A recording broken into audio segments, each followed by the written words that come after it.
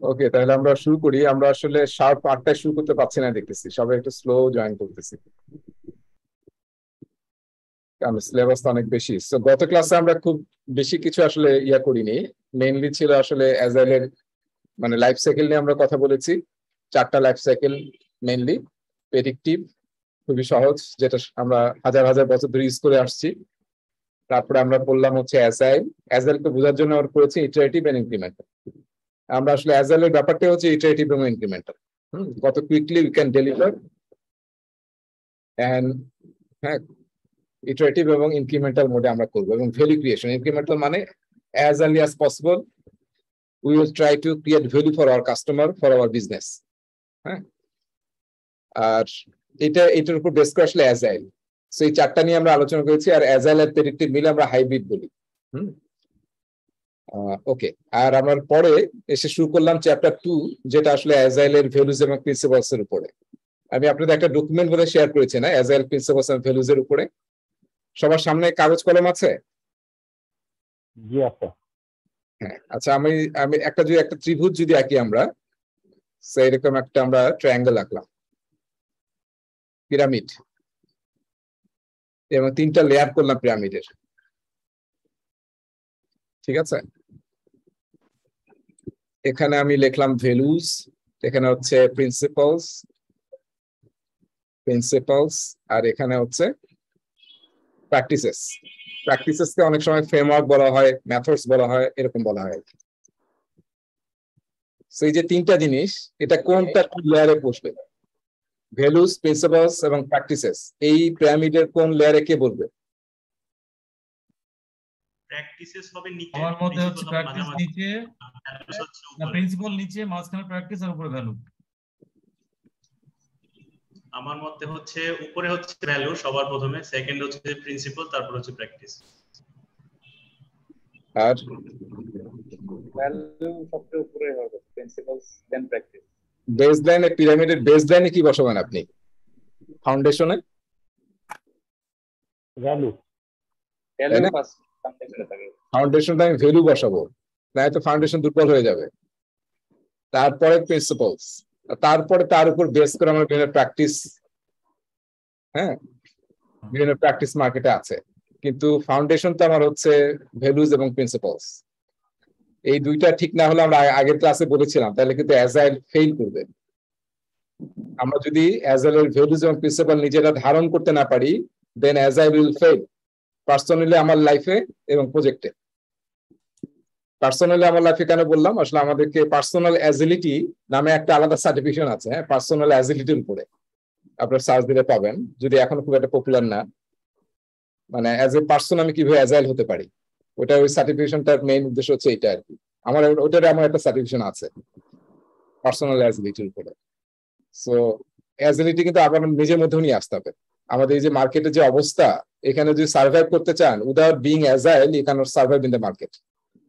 ঠিক আছে, এটা বাংলাদেশের মার্কেটে বলতেছে, বাইরেও আরো tremendous pressure, tremendous competition. So always কিন্তু আমাদেরকে অ্যাজাইল হতে হবে, এবং always you have to keep your knowledge current. Keep your knowledge current. Very important. Keep your knowledge current. আগের নলেজ দিয়ে আর কিছুই হবে না কিন্তু। যেটা আজকে আপনি যে নলেজ দিয়ে আজকে এই জায়গায় আছেন, আরো যদি উপরে যেতে চাই, এবং উপরে না, এখন বাঁচতে হলে আপনাকে আপনার নিজের নলেজকে বাড়াতে হবে। আচ্ছা, হঠাৎ করে অ্যাজাইল আসেনি, তাই না? আমরা বলেছিলাম যে অ্যাজাইলে যারা 17 জন থট লিডার্স ওখানে করেছিলেন, তারা আসলে ওই সময় আমরা জানি, মানে ওই সময় আসলে ম্যানুফ্যাকচারিং এর তার আগে থেকে, হ্যাঁ, সেকেন্ড ওয়ার্ল্ড এর একটু আগ থেকে কিন্তু ম্যানুফ্যাকচারিং একটা বুমিং সময় চলতেছিল, তাই না? প্রায় 70-80 ইয়ার্স কিন্তু ম্যানুফ্যাকচারিং এর একটা বুমিং একটা সময় যাচ্ছিল। এবং আমরা যে যে দেখতেছি লিন, কিন্তু ম্যানুফ্যাকচারিং থেকে এসেছে। কিভাবে আসলে আমরা মানে লিন হতে পারি ম্যানুফ্যাকচারিং এর ক্ষেত্রে, আমরা একটু পরে লিনের কিছু প্রিন্সিপাল দেখবো। সো লিন থেকে অ্যাজাইল কিছু জিনিস নিয়েছে, ম্যানুফ্যাকচারিং এ ছিল, কিন্তু ওনারা কিন্তু ইমপ্লিমেন্ট করেছে সফটওয়্যার কামে। যে ম্যানুফ্যাকচারিং যদি লিন ইউজ করে এত ভালো করতে পারে, তো ওখান থেকে কিছু আইডিয়া তারা কিন্তু ইউজ করেছে অ্যাজাইলে, সেটা আমরা দেখবো স্লাইডে। তারপরে কানবান, এটা হয়তো নাম আপনারা অনেকে জানেন, ম্যানুফ্যাকচারিং কাজ করে থাকলে কানবান নিয়েও নিশ্চয়ই কাজ করেছেন হয়তো, প্রোডাকশনে বিভিন্ন লাইন্স থাকে, আমরা কানবান শব্দের অর্থ হচ্ছে কার্ড, হ্যাঁ, জব কার্ড বা ভিজুয়াল কার্ড, হ্যাঁ। এবং আমরা পুরা কাজ যে হচ্ছে একটা ম্যানুফ্যাকচারিং এ, আমরা পুরা কাজগুলোকে আসলে ইয়ার মধ্যে রাখি, কানবান বোর্ডের মধ্যে রাখি এবং ওটাকে ফ্লো করি লেফট থেকে রাইটে। আমরা ওটা নিয়ে আলোচনা করবো। এগুলো থেকে কিন্তু অ্যাজাইল নিয়েছে জিনিসগুলো, লিন থেকে, কানবান থেকে, যেগুলো এক্সিস্টিং ম্যানুফ্যাকচারিং এর প্র্যাকটিস হতো, তার উপর বেস করে কিন্তু এই যে তারপর ওই সময় কিন্তু এই যে এফডিডি, ফিচার ড্রিভেন ডেভেলপমেন্ট, তারপর এক্সট্রিম প্রোগ্রামিং, যার জন্ম 1980s এর দিকে, মোস্ট প্রবাবলি 84 বা 85 এর দিকে। তারপরে স্ক্রামের জন্ম মোস্ট প্রবাবলি 1995 এ বা 1989 এ স্ক্রামের জন্ম। কিন্তু আমাদের অ্যাজাইলের জন্ম কবে? 2001 সালে কিন্তু। তারপরে এইউপি, ক্রিস্টাল, এগুলো কিন্তু একটু আগেই ছিল। ডিএসডি, এগুলো আগে ছিল। এগুলো থেকে অনেক জিনিস আসলে অ্যাজাইল পিক করছে। অ্যাজাইলে যে আমরা 4টা ভ্যালু প্রিন্সিপাল দেখছি, অনেকগুলি কিন্তু এই জিনিসগুলো থেকে নিয়েছে, ঠিক আছে? তো সেই জন্য এটাকে আমরা বলতেছি agile is a blanket term for many approaches. তারপরে আসলে অ্যাজাইলের এই ভ্যালুজ এন্ড প্রিন্সিপাল ইউজ করে এই যে স্ক্রাম বলতেছে, স্ক্রামের যে এখন রূপটা আমরা দেখতেছি, সেটা এখন ওগুলোকে ইউজ করে আরো তারা এনহান্স করছে আর কি। সো লিন নিয়ে আমাদের একটু পড়ালেখা করতে হবে, হ্যাঁ। এটা ম্যানুফ্যাকচারিং, এটাকে আমরা বলি lean product development, lean thinking, lean management, এরকম নানান শব্দ পাবেন। সো লিনের আসলে 12টা, এখানে আমরা দেখতেছি 7টা কিন্তু প্রিন্সিপাল আছে লিনের। এবং আপনি একটু যদি কানেক্ট করার চেষ্টা করেন, দেখলেন এখান থেকে কিন্তু আমরা অ্যাজাইলের প্রিন্সিপাল অনেকগুলো নিয়েছি। লিনের মেইন থিম যেটা, সেটা হচ্ছে এলিমিনেট ওয়েস্ট, ঠিক আছে? কোনো ধরনের ওয়েস্ট যাতে না হয় আপনার প্রসেসে, আপনার কাজে। আমরা এমনি কি বলি, আমাদের স্লিম হতে হবে, তাই না? বাংলাদেশে আমাদের সবার কি জাতীয় ঐতিহ্য, যে ভুড়ি আছে, টামি, জাতীয় ঐতিহ্য না, ভুড়ি নাই এরকম লোক পাওয়া মুশকিল বাংলাদেশে। সো স্লিম যদি হতে চান, যদি লিন হতে চান, তাহলে কিন্তু অনেক এফোর্ট দিতে হবে, কোনো ওয়েস্ট থাকা যাবে না। এই যে আননেসারি যে টামি আমাদের, এটা কিন্তু একটা ওয়েস্ট। সো ম্যানুফ্যাকচারিং এ বিভিন্ন জায়গায় যেখানে ওয়েস্ট হওয়ার সম্ভাবনা আছে আপনার প্রসেসের মধ্যে, অ্যাক্টিভিটির মধ্যে, ইনভেন্টরির মধ্যে, হ্যাঁ, তারপরে হচ্ছে ওয়্যার হাউসের মধ্যে, সব জায়গায় আপনাকে ওয়েস্ট এলিমিনেট করতে হবে। 1 নম্বর, লিনের মেইন হচ্ছে ফাইটিং উইথ দ্য ওয়েস্ট। লিনের পাশাপাশি লিখে রাখে, লিন মানে হচ্ছে ফাইটিং or যুদ্ধ, ওয়ার এগেনস্ট ওয়েস্ট। আর আরেকটা এর সাথে একটা লিখে রাখেন, 6 সিগমার নাম শুনেছি না আমরা? 6 সিগমা অপারেশনাল বা প্রসেস ইমপ্রুভমেন্টের জন্য একটা বড় টুল, সবাই ইউজ করে যারা ম্যানুফ্যাকচারিং এ বা সার্ভিস ইন্ডাস্ট্রিতে আছে। লিন এবং 6 সিগমা, এই দুইটা বেস্ট গুলোকে নিয়ে আসলে আমরা এখন বলি লিন 6 সিগমা। এটার অনেকগুলো কিন্তু সার্টিফিকেশন আছে এবং খুবই ভালো। ইম্পর্টেন্ট হচ্ছে যারা স্পেশালি ম্যানুফ্যাকচারিং জন্ম, আমরা জানি যে 6 সিগমার জন্ম কোথায়, কেউ জানেন? লিন 6 সিগমার জন্ম কোথায়, কোন কোম্পানি থেকে আসছে? একটা কোম্পানি থেকে কিন্তু আসছে, সবাই জানি আমরা। টয়োটা না, টয়োটা না, মোটরোলা থেকে আসছে। লিন আসছে টয়োটা থেকে। লিন টয়োটা থেকে, আমরা বলতেছি ইয়ার কথা, ওই যে 6 সিগমার কথা, যেটা আসছে মোটরোলা থেকে। সো এখন কিন্তু আমরা আলাদা বই না দুইটাকে, 6 সিগমা আবার লিন আলাদা না করে, যারা এখন আসলে 6 সিগমা প্র্যাকটিস করে তারা বলতেছে লিন 6 সিগমা, দুইটাকে মিলে, এবং ওইটাই এখন পপুলার হয়ে গেছে আর কি, লিন 6 সিগমা। সো আর 6 সিগমার পাশে লিখে রাখেন, এটা আসলে ওয়ার এগেইনস্ট ডিফেক্ট। 6 সিগমা যুদ্ধ করে ডিফেক্টের সাথে, এলিমিনেট ডিফেক্টস। এবং 6 সিগমার মেইন থিম কি? 10 লাখ যদি প্রোডাকশন করেন বা 1 মিলিয়ন প্রোডাকশন করেন, তার মধ্যে মাত্র 3.4 আইটেম এরর থাকতে পারে। দ্যাট মিনস 99.9999% আপনি এরর ফ্রি প্রোডাকশন করবেন। এই ধরনের যদি আপনি করতে পারেন, সেটাকে আমরা বলি হচ্ছে 6 সিগমা। সো লিন হচ্ছে ওয়ার এগেনস্ট ওয়েস্ট, আর 6 সিগমা হচ্ছে ওয়ার এগেনস্ট ডিফেক্ট। আচ্ছা, এরপরে আমি আসতেছি নেক্সটে। নেক্সটটা কি? এখানে আমরা আসলে বেশি ইয়া করবো না, জাস্ট এমপাওয়ার দ্য টিম। এটা ছিল অ্যাজাইলে, এমপাওয়ার দ্য টিম। তারপর আমরা গত ক্লাসে অটোনমি নিয়ে আলোচনা করেছি। অ্যাজাইলে কিন্তু একটা প্রিন্সিপাল আছে যে টিমকে এম্পাওয়ার করতে হবে, অটোনমি দিতে হবে। তারপর ডেলিভার ফাস্ট, অ্যাজাইলে আছে ডেলিভার ফাস্ট, আছে না? যে 1 উইক থেকে 1 মান্থের মধ্যে you have to deliver workable, হ্যাঁ, বা ওয়ার্কিং প্রোডাক্ট। সো দেখেন আইডিয়াটা কিন্তু লিন থেকে নিয়েছে। অপটিমাইজ দ্য হোল, এই বিষয়টা কি? আমরা হ্যাঁ কোনো এরর থাকলে সেইগুলোকে রেকটিফাই করে প্রোগ্রামটাকে অপারেশনাল, মানে হোল সিস্টেমকে আসলে অপটিমাইজ করতে হবে, শুধু একটা পার্ট অপটিমাইজ করে লাভ হবে না, তাই না? পুরো সিস্টেম নিয়ে ইন্টিগ্রেটেড চিন্তা ভাবনা করতে হবে।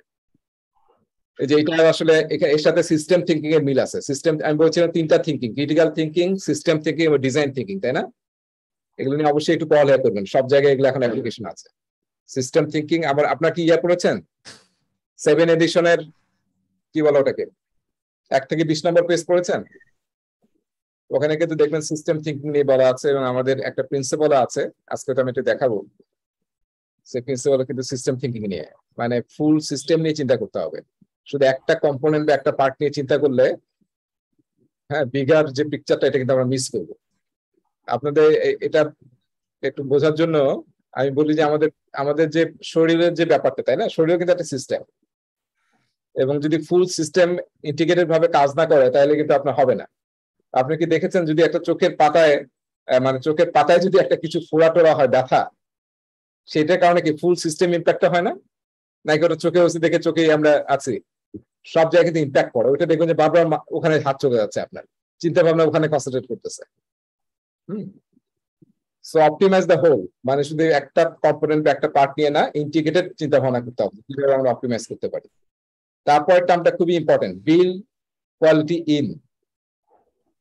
প্রতিটা কাজের মধ্যে আপনাকে কোয়ালিটি ইন্টিগ্রেট করতে হবে। একটা পার্টে করলাম, আরেকটা পার্টে করলাম না, তাহলে কিন্তু ভালো রেজাল্ট আসবে না। ম্যানুফ্যাকচারিং এগুলো জিনিস, ম্যানুফ্যাকচারিং এর প্রতিটা ধাপে আপনারা যদি একটা প্রোডাকশন লাইন চিন্তা করেন, তাহলে চিন্তা করেন কতগুলো ধাপ থাকে। যে আমি মোটর ইয়াতে গেলাম 2-3 সপ্তাহ আগে, হোন্ডাতে, বাংলাদেশে হোন্ডা ম্যানুফ্যাকচারিং ইয়াতে। সো মানে জাস্ট কাজ শুরু হচ্ছে, জাস্ট পাত, মানে যে স্টিলের পাত থেকে কাজ শুরু, এবং ওইটা কিন্তু জাস্ট ঘুরে ঘুরে পুরো প্রোডাকশন লাইনে কিন্তু একদম ইয়া বের হয়ে যাচ্ছে, বাইক বের হয়ে যাচ্ছে, এবং সেই বাইক আবার সঙ্গে সঙ্গে গাড়িতে উঠে ট্রান্সপোর্ট হয়ে যাচ্ছে, একদম পুরা অটোমেটেড কানেক্টেড সব। বিভিন্ন টিম বিভিন্ন পয়েন্টে কাজ করতেছে। সো প্রতিটা জায়গায় কিন্তু কোয়ালিটি এনশিওর করতে হবে, এটা স্কিল কোয়ালিটি। হ্যাঁ, এরপরে ডেফার ডিসিশনস, এটা আমি একটু পরে আসি। ব্র্যাকেটে আবার লিখে রেখেছি একটা শব্দ লিখে রেখেছি না, এলআরএম। সবাই দেখেছেন? এলআরএম মানে হচ্ছে লাস্ট রেসপন্সিবল মোমেন্ট। একটু লিখে রাখেন, লাস্ট রেসপন্সিবল মোমেন্ট। আমি একটু পরে ব্যাখ্যা করব। অ্যাম্প্লিফাই লার্নিং, এটা কি অ্যাজাইলে ছিল? কোন প্রিন্সিপাল কারো মনে আছে? অ্যাম্প্লিফাই লার্নিং 12টা প্রিন্সিপালের মধ্যে কোন প্রিন্সিপাল এটা?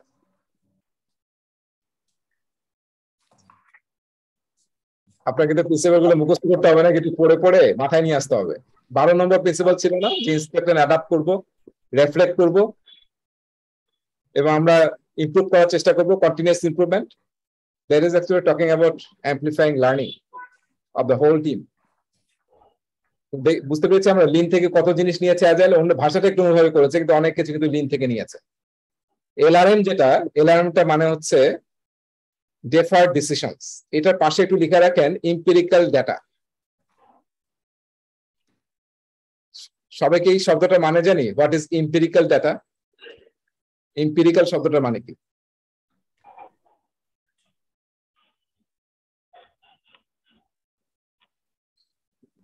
আপনি ডিসিশন কিসের উপর নেবেন? কল্পনা করে না চিন্তা করে, নাকি কোনো যদি এভিডেন্স পান, রিয়াল প্র্যাকটিক্যাল কোনো ডেটা থাকে, কোনটা সুইটেবল? এভিডেন্স থাকতে হবে। Already you have to have primary data with you, তাই জন্য আপনি ভালো ডিসিশন নিতে পারবেন। ডেফার ডিসিশন মানে হচ্ছে আপনি আসলে ডিসিশনটা পিছাতে থাকেন যতক্ষণ পর্যন্ত আপনার কাছে ভালো ডেটা না আসে। এম্পিরিক্যাল ডেটা না আসা পর্যন্ত আপনি, হ্যাঁ, খালি গেজ করে, আমরা যদি গেজ মেট না করি, গেজ এস্টিমেট, একটা শব্দ আছে গেজ এস্টিমেট বা গেজ প্ল্যানিং যাতে না করি, আমরা দেখবো যে, হ্যাঁ, ডেটার উপর, এম্পিরিক্যাল ডাটার উপর বেস করে যাতে আমরা ডিসিশনটা নিতে পারি। আমরা যতক্ষণ পর্যন্ত বেস্ট এভিডেন্স না পাবো ততক্ষণ কিন্তু আমরা ডিসিশন নেব না, ওয়েট করবো। এই জন্য অ্যাজাইলে যেটা করা হয়, ছোট ছোট সাইকেল ইটারেশনে কিন্তু অ্যাজাইলে কোনো কিছু তৈরি করা হয়, যেটা আমরা গত ক্লাসে বলতেছিলাম। ওরা কেন তৈরি করা হয়? যাতে আমরা ওইটা তৈরি করে ফিডব্যাক নিতে পারি, শিখতে পারি যে কোথায় ভুল করলাম, এবং আবার যাতে প্ল্যান করে বেটার করতে পারি, তাই না? আপনাদের একটা বই আছে, খুবই পপুলার একটা বই, এই বইটা আপনাদের, আমরা জানি না কেউ পড়েছেন কিনা। বইটার নাম হচ্ছে lean startup, Eric Ries. Eric রাইসের একটা বই আছে লিন স্টার্টআপ। উনি ওই লিনের উপরই করছেন আর কি, যে স্টার্টআপ যে অর্গানাইজেশন গুলো সেগুলো আসলে ফেল করে, তার অন্যতম কারণ হচ্ছে মানে আমরা যখন স্টার্টআপ করি তখন আসলে আমরা দেখা যায় অনেক বিষয় খুব উদাসীন থাকি, যেমন ফাইন্যান্সিয়াল বিষয়, তারপরে ম্যানেজমেন্ট। আমরা বুঝি এগুলো তো এখন আমরা ছোট আছি, এগুলো পরে করবো। সো ফলে আসলে আলটিমেটলি এটা আনম্যানেজেবল হয়ে যায়। উনি যেটা, ওনার একটা সাইকেল আছে লিন স্টার্টআপের, লিন ম্যানেজমেন্টের, খুবই পপুলার। সেটা হচ্ছে, আমি একটু এখানে একটু ড্র করি। সেটা হচ্ছে আপনি কিছু প্রথমে বিল করবেন, হ্যাঁ, প্ল্যান করে কিছু বিল করবেন, বিল করার পরে মেজার করবেন যে আসলে বিলটা ঠিক আছে কিনা। তারপরে আপনি এখান থেকে লার্ন করবেন, করে আবার যেটা বিল করবেন। এই যে সাইকেলটা, লিন ম্যানেজমেন্ট সাইকেল, উনি বলে এটা আপনাকে অন্য একটা টার্ম দিয়েছেন, খুবই ইম্পর্টেন্ট। কিন্তু আপনি কুইকলি কিছু বিল করবেন, স্মল করে একটা মেজার করবেন বা স্টাডি করবেন, করে দেখলেন যে এখান থেকে আরো কিভাবে বেটার করা যায়, লার্ন করবেন, করে আবার বেটার করবেন। এইভাবে করতে থাকলে উই ক্যান ইমপ্রুভ। সো এমপিরিক্যাল ডাটার উপরে, বা যতক্ষণ আমাদের কাছে এভিডেন্ট না থাকবে ততক্ষণ আমরা একটু ডিলে করার চেষ্টা করবো ডিসিশন নেওয়ার জন্য। তার মানে এরকম না যে আমরা ডিলে করতে করতে অনেক ডিলে করে ফেলবো। যতটুকু ডাটা আছে এভিডেন্স, ততটুকুর উপর আমরা ছোট সাইকেলে কাজ করব, করে আবার এরপর আমরা যেটা শিখলাম এর থেকে আমরা বেটার সেই এভিডেন্সের উপর নেক্সট আমরা আবার কাজ করব। ঠিক আছে, এটাকে আমরা বলতেছি ডেফার ডিসিশনস, বা হচ্ছে লাস্ট রেসপন্সিবল মোমেন্ট, যেটা মেইনলি ড্রাইভ করবে এমপিরিক্যাল ডাটা বা প্র্যাকটিক্যালি যেটা আমরা পেয়েছি সেটার উপর, নট গেস। হ্যান্ডস অন কাজ করে দেখেন যে কি হয়, তারপরে তারপর ডিসিশন নেন, এমনি এমনি জাস্ট গেস না করে।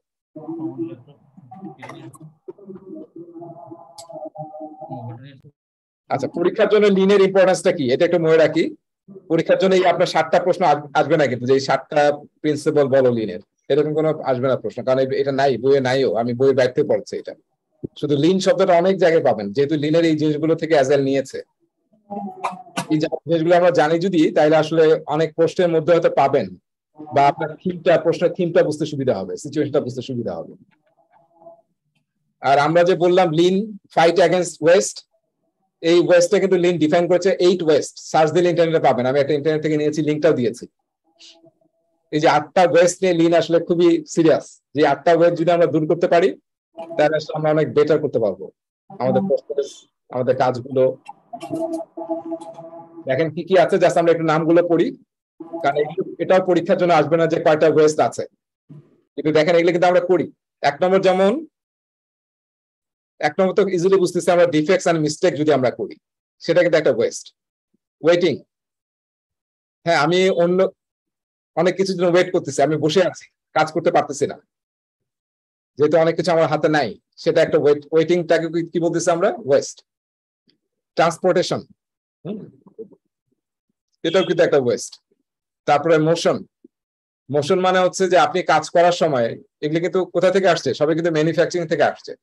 মোশন মানে আপনি একজন যে লেবার কাজ করতেছে, হ্যাঁ, তাকে যদি এমন ভাবে রাখেন যে তার একটা জিনিস অনেক দূর থেকে নিয়ে আসতে হয়, আরেকটা আবার ওই মাথা থেকে নিয়ে আসতে হয়, তাহলে কিন্তু এই মোশনের কারণে কিন্তু কাজটা ডিলে হয়ে যাবে। এই জন্য ম্যানুফ্যাকচারিং আপনি খেয়াল করে দেখবেন, প্রতিটা একটা লোককে, লেবারকে কিভাবে বসাবে এবং জিনিসগুলো কোথায় রাখবে, দেখবেন খুবই, এগুলো নিয়ে কিন্তু অনেক প্ল্যান করা হয়। সে যাতে বাম হাত দিয়ে এটা পায়, ডান হাত দিয়ে ওটা পায়, হ্যাঁ, উপর থেকে যেন এটা নিতে পারে, এভাবে কিন্তু সে কাজ করতেছে। সো যদি এরকম যদি না করে আপনি অনেক দূরে দূরে নিয়ে আসতে হয়, তাহলে কিন্তু লস হয়ে যাবে, আমাদের ওয়েস্ট হবে। Motion is also West. Over production is also West, কারণ এই ওভার প্রোডাকশনের জন্য কি করতে হবে? ওয়ার হাউসে রাখতে হবে, ওয়ার হাউসের একটা কস্টিং আছে।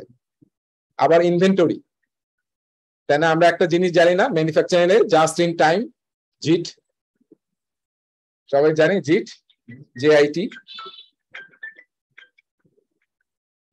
আচ্ছা, একটা ফোন আসছে, একটু বোধহয় ধরি, জাস্ট।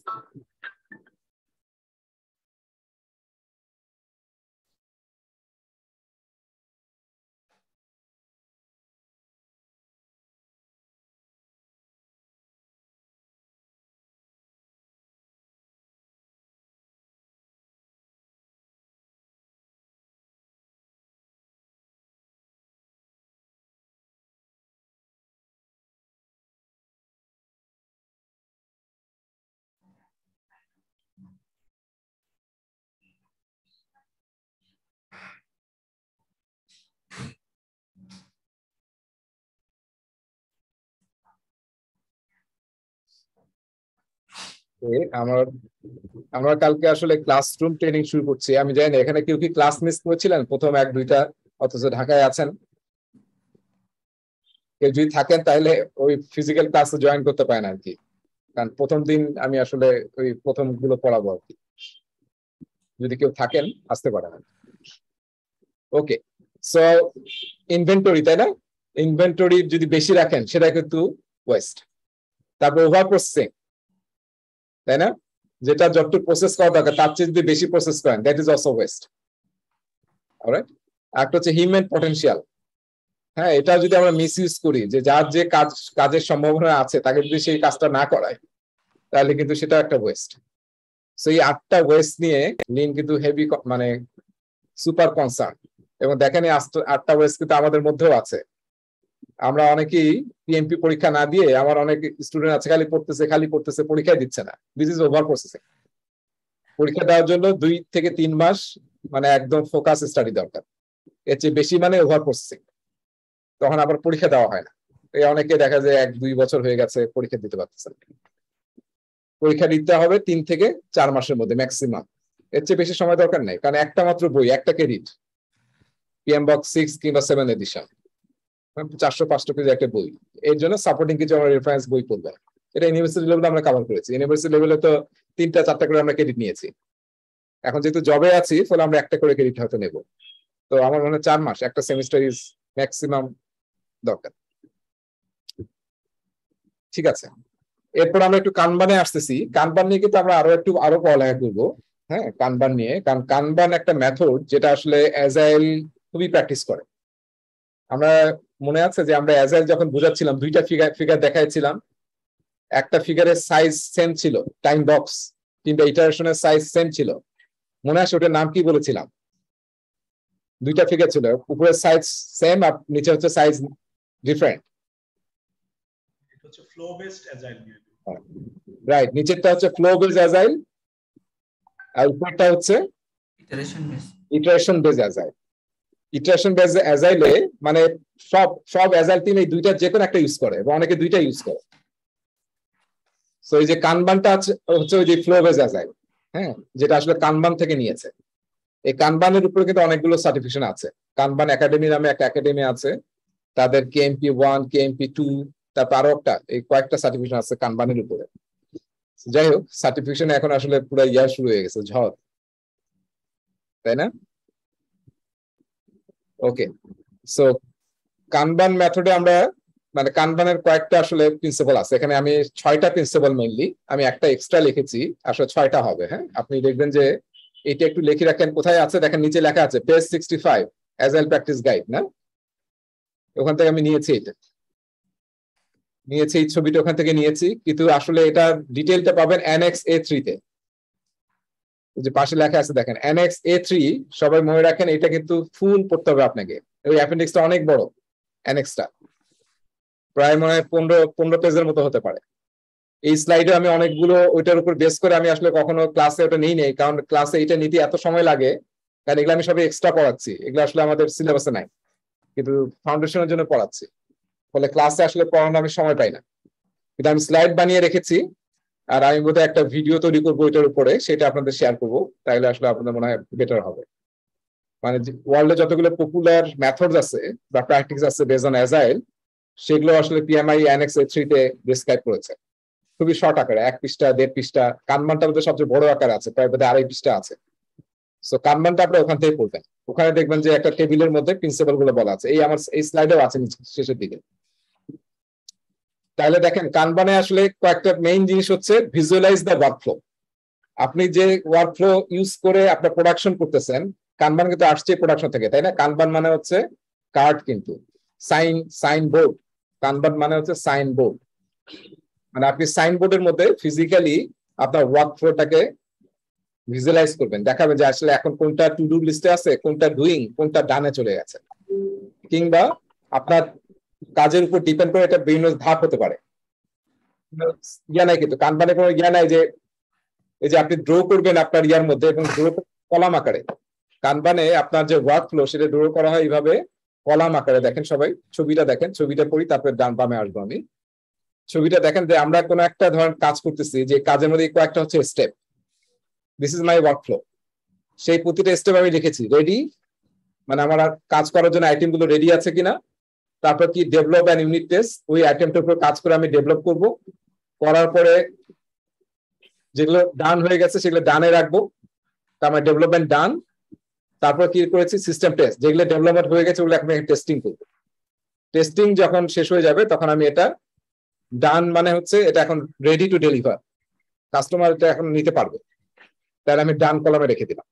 এটা আপনার যে কোনো কাজ হতে পারে, এটা আপনার ভাত রান্নার স্টেপও হতে পারে, রুটি বানানোর স্টেপও হতে পারে, যে রুটি বানাতে প্রথমে আটা ইয়া করবো, হ্যাঁ, তারপরে আমি আসলে রুটিটা বেলবো, এটা একটা ধাপ হতে পারে, তারপর আমি রুটিটা ভাজবো, তারপর রুটি ভাজটা আমি সার্ভ করবো। এই 4টা স্টেপও কিন্তু হতে পারে, এটাই আপনার ওয়ার্কফ্লো, রুটি বানানোর ওয়ার্কফ্লো।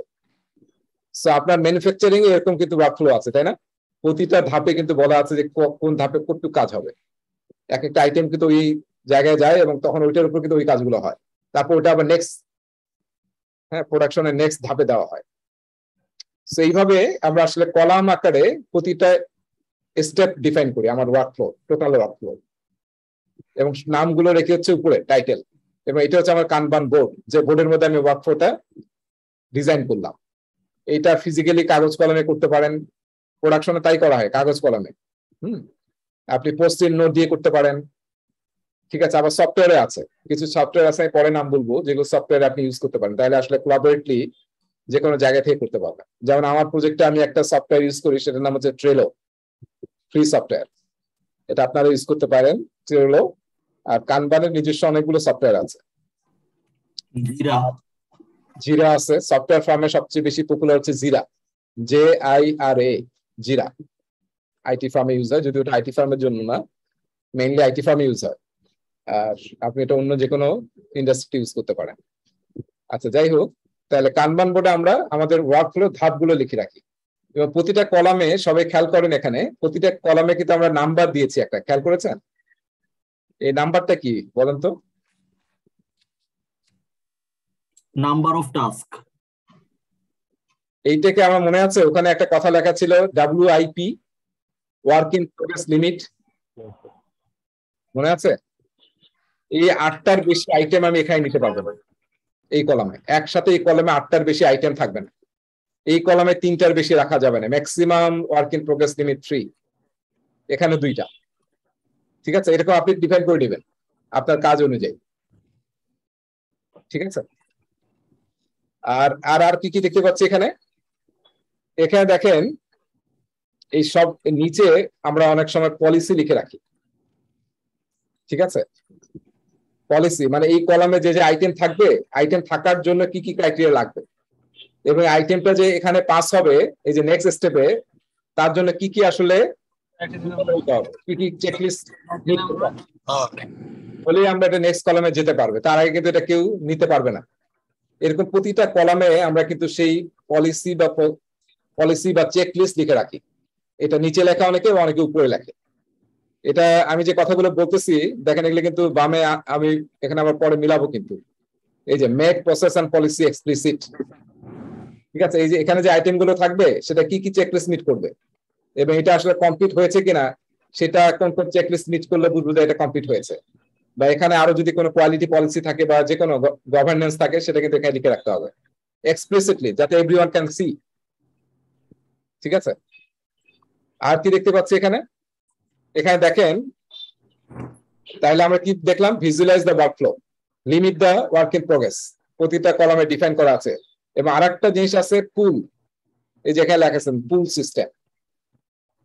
নরমালি আমরা যখন কাজ করি আমাদের টার্গেট কি হয়, আমাদের এখন একটা প্র্যাকটিস আছে যে আমরা বলি যে কখনোই তোমার টেবিলে কাজ রাখবা না, এটা কি অন্য টেবিলে পাস করে দিবা, তাই না? আমরা বলি না বল পাস করে দাও, নিজের ঘাড়ে রেখো না, তাই না? এটা ম্যানেজমেন্ট একটা আছে কথা আর কি। সো এটাও ভালো, মানে অনেক এখানে মনে রাখতে হবে পুল হবে। আমি এই কলামের কাজ শেষ দেখে পুশ করে দেবো, নো। কি হবে? আমি যখন এই লেভেলে, সরি, এটা একটু মনে রাখেন, পুলটা খুবই ইম্পর্টেন্ট কাম্বান। ইউ ক্যানট পুশ যে আমার, সরি, আপনার একটা জিনিস কাজ শেষ আপনি পুশ করবেন, এটা হবে না। কি করতে হবে, এখানে যদি 3টা আছে তার মানে একটা কাজ যদি ডানে চলে যায় তার মানে একটা জায়গায় কি হলো, ফ্রি হলো না, ফ্রি হলো। তখনই শুধুমাত্র এইখানে যারা যে টিমটা কাজ করতেছে প্রতিটা কলামে কিন্তু ডিফারেন্ট টিম কাজ করবে, একজন পার্সন হতে কাজ করবে বা 2-3 জন কাজ করবে। হ্যাঁ, সো তারাই পুল করবে যখন দেখবে যে একটা কখনোই পুল করতে পারবে না যদি work in progress limit already fulfil. যখন এখান থেকে একটা চলে গেল তখন I will pull the item. ঠিক আছে, এখান থেকে আমি কি করে নেব, আমি নিজে কিন্তু পুল করে নেব, নট পুশ। ঠিক আছে, আমি টেনে নেব। কানবানে কিন্তু একটা প্রিন্সিপাল হচ্ছে পুল করে নিতে হবে, ইউ ক্যানট পুশ। তারপর কি ম্যানেজ ফ্লো। ম্যানেজ ফ্লো মানে হচ্ছে আপনি এই যে ওয়ার্কিং প্রোগ্রেস লিমিটটা কম বেশি করতেছি, উদ্দেশ্য কি কেউ জানেন কেন কম বেশি করতেছি? এটা কিন্তু ফিক্স না যে 8টা 3টা 2টা এরকমই থাকবে, এটা কিন্তু চেঞ্জ হবে। কখন চেঞ্জ হবে, যখন আপনি যে রেট্রোস্পেক্টিভ করবেন বা অ্যামপ্লিফাইড লার্নিং করবেন, ওই যে বিল্ড লার্ন বললাম আমি।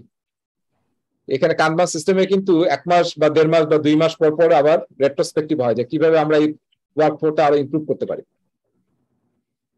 সো কি করা হয়, নাম্বার গুলো কিন্তু চেঞ্জ করা হয়। হ্যাঁ, করে করে দেখা হয় যে অপটিমাম, হ্যাঁ, কোনটা দিলে আমাদের আসলে ফ্লো খুবই স্পিডে আমরা কাজ ডেলিভারি দিতে পারি। ঠিক আছে, সো আমরা কিন্তু ফ্লোটা ম্যানেজ করতে চাই ওয়ার্ক ইন প্রোগ্রেস চেঞ্জ করে, তারপরে পলিসি গুলোকে চেঞ্জ করে, তারপরে রিসোর্স হয়তো শিফট করে বা রিসোর্স বাড়িয়ে। ঠিক আছে, কানবানের মধ্যে 2টা প্রবলেম হয়, একটা হচ্ছে আপনার স্টার্ভিং হয়। কি শব্দ বললাম, স্টার্ভিং। স্টার্ভিং মানে কি? হয়তো একটা একটা একটা কলাম ওয়েট করবে আর একটা কলামের কাজ হচ্ছে না, এটা। আচ্ছা, স্টার্ভিং মানে ক্ষুধা লাগা, তাই না? মানে আমি আসলে কাজের অভাবে আছি, আমার কাজ শেষ কিন্তু ওই পাশে এখন কাজ শেষ নেই, ফলে আমি পুল করতে পারছি না। বটল ন্যাক তো এখানে, এই জন্য এটাকে বলা হয় বটল ন্যাক। কানবান সিস্টেমের মধ্যে ফাইন্ড আউট করা যায় কোন কলামে বটল ন্যাক তৈরি হয়েছে।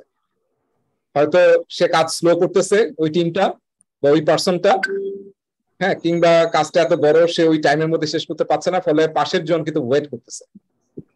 এই ব্যাপারটাকে বলা হয়, যেখানে আটকে গেছে সেটাকে আমরা বলি বটল নেক, আর যে আসলে এই কাজের জন্য ওয়েট করতেছে সেটাকে আমরা বলি স্টার্ভিং। তাহলে দুইটাকে আমরা এইভাবে লিখতে পারি, কিন্তু স্টার্ভিং মানে হচ্ছে কি হবে, স্টার্ভিং মানে হচ্ছে people is working for waiting for task. হ্যাঁ, বা মানুষ, পিপল বা person is waiting for task. আর বটল নেক কি হবে, people who is not delivering the task হবে আর কি না, টাস্ক। বটল নেক মানে শেষ করতে পারছি না আমরা, task is waiting for people. মানে এখানে এমন বটলনেক তৈরি হয়েছে যে আরো মানুষ লাগবে, নাহলে কাজটা সলভ করা যাচ্ছে না। তো আমরা 2টা প্রবলেম কানবানে পাই, একটা হচ্ছে বটলনেক আর একটা কি বললাম, স্টাফিং। এটা কিভাবে ফাইন্ড আউট করতে পারবেন, এই যে যখন দেখবেন যে আটকে আছে আরেকজনের কাজ শেষ, সে এখন ওয়েট করতেছে, তাহলে বুঝতে হবে যে there is something problem, you can easily visualise the problem. So এটা কিন্তু কানবানের একটা চমৎকার বিষয় যে আমি ইজিলি ফাইন্ড আউট করতে পারি, করে আপনি তখন ওটাকে আবার চেঞ্জ করবেন, হয়তো লোক বাড়াবেন বা লোকটাকে ট্রেন আপ করবেন বা প্রসেসটা কিভাবে সহজ করা যায় এগুলো করবেন, করে কিন্তু আপনি প্রসেস ইমপ্রুভমেন্ট করতেছেন, প্রোডাক্টিভিটি কিন্তু বাড়াচ্ছেন। এবং ইমপ্রুভ কোলাবরেটলি, ওই যে সবাই মিলে আসলে ইমপ্রুভ করতে হবে, ওই যে সবাই মিলে আমরা রেট্রোস্পেক্টিভ করবো বা মিটিং করবো, এই জন্য আসলে কানবানে একটা মিটিং করা হয়, সেটাকে বলা হয় কানবান রেট্রোস্পেক্টিভ মিটিং। নামটা একটু অন্য ইউজ করে ওরা, হ্যাঁ, ওখানে কিন্তু করা হয়। আর এখানে কিন্তু টাইম বক্স ফিক্স নাই আপনার, হ্যাঁ, যত কাজ আসবে রেডিতে সেটা আপনি ডেলিভারি দিবেন। টাইমটা তাহলে আমরা কিভাবে কাউন্ট করি, দেখেন এখানে 2টা টাইমিং এর কিন্তু চিহ্ন আছে, দেখেছেন সবাই? এই যে একটাকে বলতেছি আমরা লিড টাইম, এটা হচ্ছে লিড টাইম, একটাকে আমরা বলতেছি সাইকেল টাইম। 2টা টার্ম সবাই একটু লিখে রাখেন, সাইকেল টাইম এবং লিড টাইম, প্রশ্ন পাবেন পরীক্ষায়, ডেফিনেশন জিজ্ঞাসা করবে না, বুঝতে হবে। লিড টাইম মানে হচ্ছে যখন কাস্টমার রিকোয়েস্ট করেছে তারপর থেকে ডেলিভারি রেডি হওয়া পর্যন্ত, সেটাকে আমরা বলি লিড টাইম। আর সাইকেল টাইম মানে হচ্ছে আপনার টিম যখন অ্যাকচুয়ালি, আপনার এই ফিগারে খেয়াল করেছেন কখন টিম কাজ শুরু করেছে অ্যাকচুয়ালি, এখানে না, যখন টিম আসলে ওই জিনিসটার উপর কাজ শুরু করবে তার আগ পর্যন্ত ইনভেন্টরিতে আছে বা রেডি অবস্থায় আছে, কিন্তু আমার টিম এখনো কাজ শুরু করতে পারেনি, আমরা হোন্ডাতে গিয়ে দেখলাম যে আসলে কাজটা শুরু করবে, অনেকগুলো পাত তার এখানে পড়ে আছে, কারণ সে এখন অলরেডি বিভিন্ন পাতে কাজ করতেছে, ওটা শেষ হয়নি, শেষ হলে আর একটা পাত সে নিবে। তার মানে যখন সে পার্টটা নিয়ে কাজ শুরু করবে তখন তার সাইকেল টাইম শুরু হবে, এবং শেষ হবে কখন? যখন এটা ডান হয়ে গেল, ঠিক আছে, রেডি হয়ে গেল ফর ডেলিভারি, তখন এটাকে আমি বলি, এই পুরো টাইমটাকে বলি সাইকেল টাইম। আর লিড টাইমটা হচ্ছে কাস্টমারের রিকোয়েস্ট থেকে শুরু করে ডেলিভারি দেওয়া পর্যন্ত। তার মানে কোনটা বড়, সাইকেল টাইম নাকি লিড টাইম? Lead time. তো যখনই আপনার বটল নেক হবে, স্টার্টিং হবে, তখন কিন্তু এই দুইটা কি হবে? লেংথেন হতে থাকবে না, সাইকেল টাইম বাড়তে থাকবে, হ্যাঁ, বটল, তারপরে লিড টাইম বাড়তে থাকবে, তখন কিন্তু আপনার কি হবে? আপনার ডেলিভারি ফ্লোটা কিন্তু নষ্ট হয়ে যাবে, প্রোডাক্টিভিটি বা ডেলিভারি টাইম কিন্তু নষ্ট হয়ে যাবে। আমরা হোন্ডাতে দেখলাম ওরা পার ডেতে 400টা মোটরসাইকেল তৈরি করে। এখন যদি এরকম দেখেন যে কোনো প্রবলেম হয়, তাহলে কিন্তু ইজিলি 400টা হবে। কোন একটা জায়গায় প্রবলেমের কারণে দেখবেন যে একদিন হয়তো 390টা হয়েছে, আর একদিন 380টা হয়েছে। That means that is somewhere bottleneck created. Easily কিন্তু you can find out and you can solve, করলে কিন্তু আপনি আবার করতে পারবেন, ঠিক আছে। এবং লিড টাইম, সাইকেল টাইম কমে কিন্তু আমরা অনেক করতে পারবো। আর একটা কানবনে আমরা মেজারমেন্টের জন্য সাইকেল টাইমটা হচ্ছে যখন টিম কাজ শুরু করবে, তার টাস্ক শুরু করে সেটা ডেলিভারি করবে, সেটা হ্যাঁ, তার স্পেসিফিক কলামের না, শুধু স্পেসিফিক কলাম না, একদম শেষ পর্যন্ত, ওই যে পুরো ওয়ার্কফ্লোটা শেষ পর্যন্ত। যখন থেকে এখানে তো আসলে বিভিন্ন জায়গায় এখানে ধরে নিচ্ছি বিভিন্ন কলামে বিভিন্ন মানুষ কাজ করতেছে, বা আপনার বিভিন্ন টিম কাজ করতেছে। এখানে যেমন এটা তো একটা সফটওয়্যার দেখিয়েছে, যারা দেখেন সফটওয়্যারে যারা ডেভেলপমেন্ট করে, মানে কোডিং লেখে, তার একটা আলাদা টিম, তারা কোডিং করতেছে। এই যখন শুরু করলো, এই প্রথম কাজ হচ্ছে কোডিং করা, এই ওয়ার্কফ্লো অনুযায়ী যখন থেকে শুরু করলো করে, তারপরে এই যে কাজ শেষ হয়ে গেল, তারপর সে কি করবে?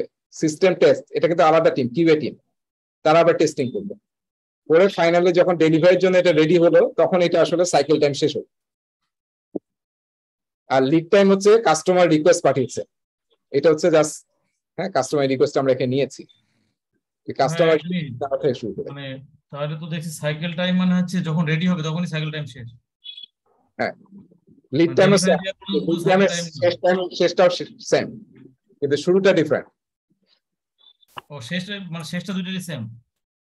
হ্যাঁ, মানে লিড টাইমে হচ্ছে যখন কাস্টমারকে আমি ডেলিভারি দেবো, একটা হচ্ছে কাস্টমারের অর্ডার থেকে শুরু করে কাস্টমার ডেলিভারি, একটা হচ্ছে অর্ডার অনেক আগে আসতে পারে, কিন্তু আপনি টিম তখন আসলে অ্যাকচুয়ালি কাজ শুরু করছে, সেটা থেকে ডেলিভারি রেডি হওয়া পর্যন্ত হচ্ছে সাইকেল টাইম। তাহলে cycle time is the subset of lead time, এটা একটু লিখে রাখেন। Cycle time is the subset of lead time. Always lead টাইমটা বড় হবে, সাইকেল টাইমটা ছোট হবে। এবং আপনি প্রোডাক্টিভিটি বা প্রোডাকশন বাড়াবেন কিভাবে? দুইটাকে আসলে ঠিক করতে হবে। এখানে আরেকটা মেজারমেন্ট আমরা ইউজ করি, এই দুইটা কিন্তু অ্যাজাইলে কানবানে আমরা ইউজ করি, মানে ম্যাট্রিক্স হিসাবে মেজারমেন্টের জন্য, সাইকেল টাইম এবং লিড টাইম। এবং এটার উপর একটা ফর্মুলাও আছে, সেটা আমি অন্য একটা ক্লাসে আলোচনা করবো। ফর্মুলাটা হচ্ছে প্রসেস ইফিসিয়েন্সি বের করা যায় এই দুইটা ক্যালকুলেট করে, প্রসেস ইফিসিয়েন্সি, এটা আমরা পরে দেখব। আর এখানে আরেকটা মেজারমেন্ট আছে ম্যাট্রিক্স, সেটা হচ্ছে থ্রুপুট। থ্রুপুট ম্যানুফ্যাকচারিং কিন্তু আমরা খুব ইউজ করি থ্রুপুট। এই যে আমি হোন্ডার এক্সাম্পল দিলাম, যে তারা প্রতিদিন 400টা মোটরসাইকেল তৈরি করে, তাহলে এদের থ্রুপুট কত? 400।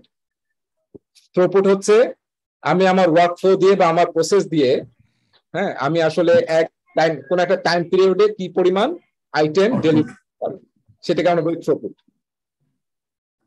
হ্যাঁ, পিরিয়ডিক টাইমের সাথে আমি কয়টা ডেলিভারি দিতে পারি। একটা গার্মেন্ট যদি 10,000 টি শার্ট তৈরি করতে পারে একদিনে, তাহলে একদিনে তার হচ্ছে থ্রুপুট হচ্ছে 10,000।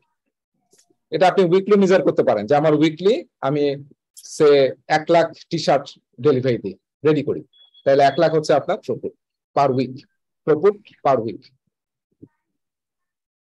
সো তার মানে কি, আমরা যখন এইভাবে করবো, দেখেন ম্যানুফ্যাকচারিং কিন্তু এটা প্রায়, মানে সব ম্যানুফ্যাকচারিং এটা ইউজ করা হয়, কিন্তু সেটা কিন্তু তৈরি হয়েছে 90s এর শুরুর দিকে, কানবান সিস্টেম।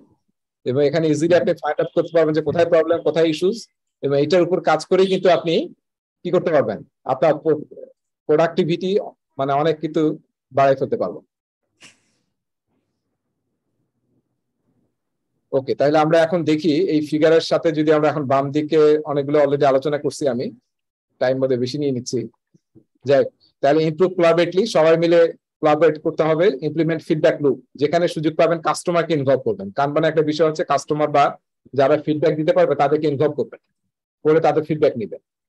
আর ইভলভ এক্সপেরিমেন্টালি, যেটা বারবার বলতেছি, অ্যাজাইলে আসলে এটা প্র্যাকটিস করে। ইভলভ এক্সপেরিমেন্টালি, আপনি টেস্ট করে করে এমপিরিক্যাল ডাটার উপর বেস করে আপনি নেক্সট ডিসিশনটা নেন। ঠিক আছে, তাহলে এই হচ্ছে আমাদের কানবান। তাহলে কানবানে আমরা অনেকগুলো বিষয় কিন্তু আলোচনা করলাম। তার মধ্যে ইম্পর্টেন্ট হচ্ছে pull system, work in progress limit, সবকিছু ভিজুয়ালাইজ করা। ভিজুয়ালাইজ যে বোর্ডে করা হয় সেটাকে আমরা বলি কানবান বোর্ড। এখানে আরেকটা শব্দ লিখে রাখেন, কানবান কিংবা অ্যাজাইল, ফুল অ্যাজাইলে যে জিনিসটা প্র্যাকটিস করে ম্যাট্রিক্স এর জন্য বা প্রজেক্ট পারফরমেন্স মেজার করার জন্য, সেটা হচ্ছে লো টেক হাই টাচ। আপনি একটু লিখে রাখেন, লো টেক। লো টেক মানে লো টেকনোলজি, আর হাই টাচ TUCH। আপনি যদি একটা বোর্ড রাখেন তাহলে কি সহজে টাচ করা যায় না? যে কাজটা শেষ হলো সে মুভ করে পরের পুল করে নিল, এবং আমি দেখতে পাচ্ছি সবকিছু ফিজিক্যাল, এনিওয়ান ক্যান টাচ। এটাকে আমরা বলতেছি হাই টাচ। এবং লো টেক মানে কি, এটা কিন্তু আমরা কোনো হাইফাই কোনো টেকনোলজি ইউজ করতেছি না, জাস্ট বোর্ড, কাগজ কলম কিংবা কার্ড ইউজ করতেছি। সো অ্যাজাইল টিম কিন্তু এইটা বেশি প্র্যাকটিস করে, একটু মনে রাখবেন। অ্যাজাইল যদিও সফটওয়্যার ইন্ডাস্ট্রি থেকে আসছে, কিন্তু আসলে অনেক হিউম্যান জিনিস নিয়ে আসছে, হিউম্যানাইজিং। কারণ এটা যদি আপনার বোর্ডে, এবং এই জিনিসটা কোথায় রাখা হয় কারো ধারণা আছে? ধরুন আপনি একটা অফিসে কাজ করেন এবং আপনারা কানবান ইউজ করেন, অ্যাজাইলের একটা মেথড কানবান ইউজ করেন, তাহলে এই বোর্ডটা কোথায় রাখবেন? আপনার টিমে 50 জন লোক কাজ করে, এই বোর্ডটা কোথায় রাখা উচিত?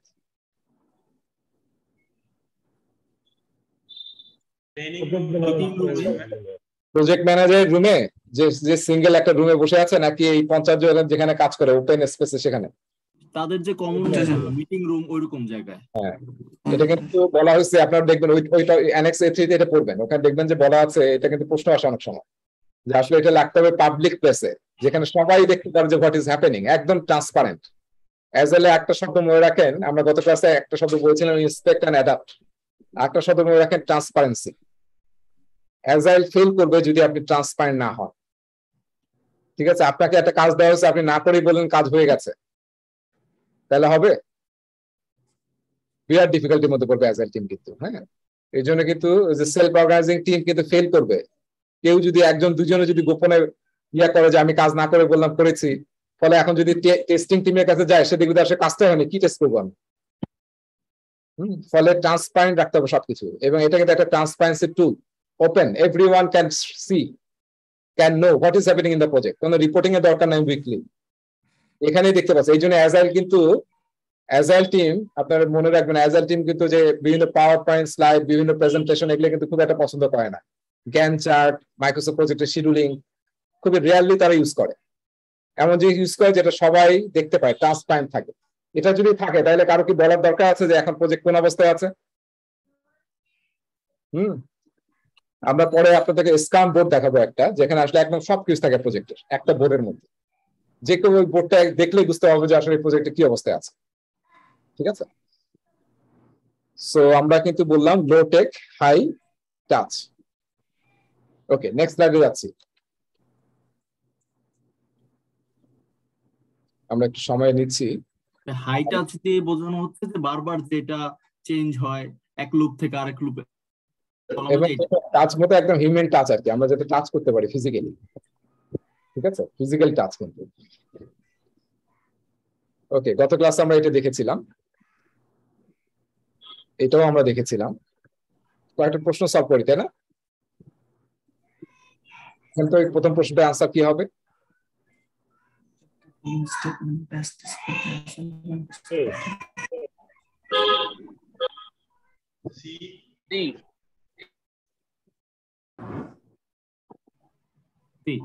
অ্যান্সার কি পেলাম? কেউ বলতেছে সি, কেউ বলতেছে ডি। ডি তো হবে না, না সি? সি। ঠিক আছে, অ্যাজ অন মাইন্ডসেট, এটা সফটওয়্যারের জন্য তৈরি হয়েছে, কিন্তু এখন তো সফটওয়্যার সব জায়গায় আমরা এখন ইউজ করি, এবং আমরা আমাদের পার্সোনাল লাইফে এখনো অ্যাজাইল হয়ে গেছি আমরা। সেকেন্ডটা কি হবে? 2 নম্বর প্রশ্ন।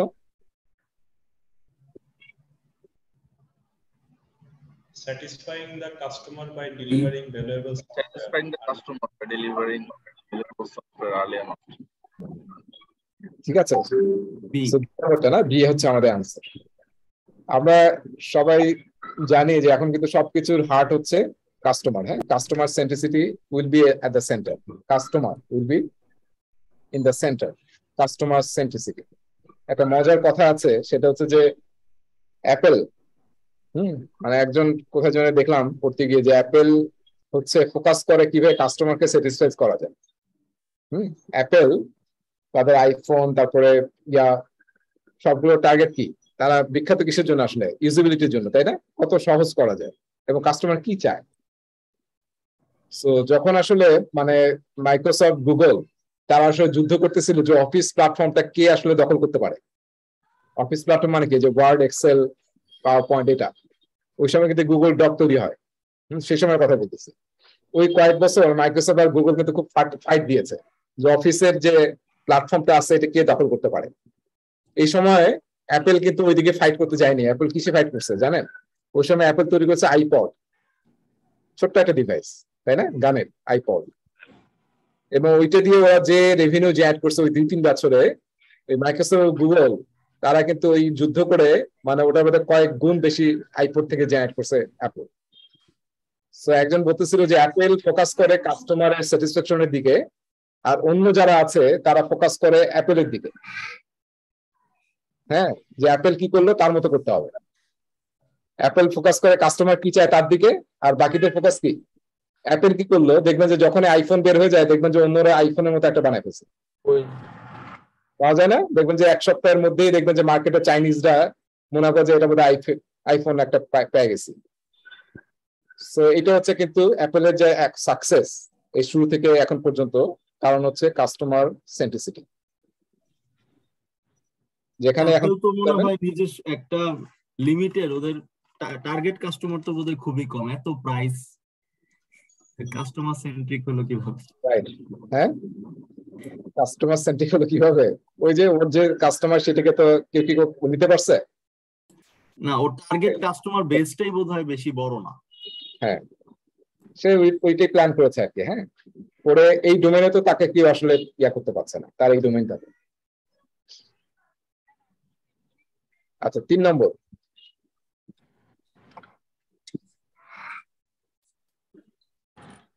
ওয়ার্কিং সফটওয়্যার মানে ওয়ার্কিং প্রোডাক্ট বা ওয়ার্কিং সিস্টেম। এটা হলো এ নাম্বার। সবাই একটু খেয়াল করবেন, পরীক্ষা অনেক প্রশ্ন আসবে এক্সেপ্ট তারপর নট এরকম দিয়ে কিন্তু আসবে, ঠিক আছে? তাহলে কি হবে, আনসার কিন্তু এ হবে, তাই না? ওয়ার্কিং সফটওয়্যার তো প্রতিটা ইটারেশন পরপরই বের হবে, প্রতিটা ক্যাডেন্সের পরপর। ফলে প্রতিবার কি ফাইনাল ভার্সন বের হবে? এটা তো অনেকবার গিয়ে তারপর আমরা ফাইনাল ভার্সন পাবো।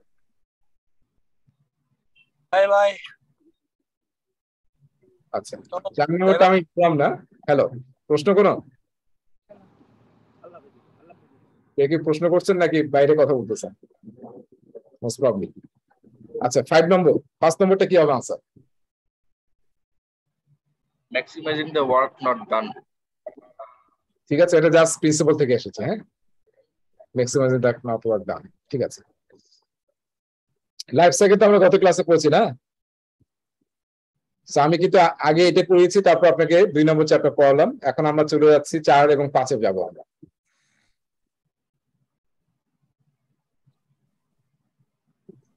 এখন টাইম কত আমাদের? কয়টা বাজে?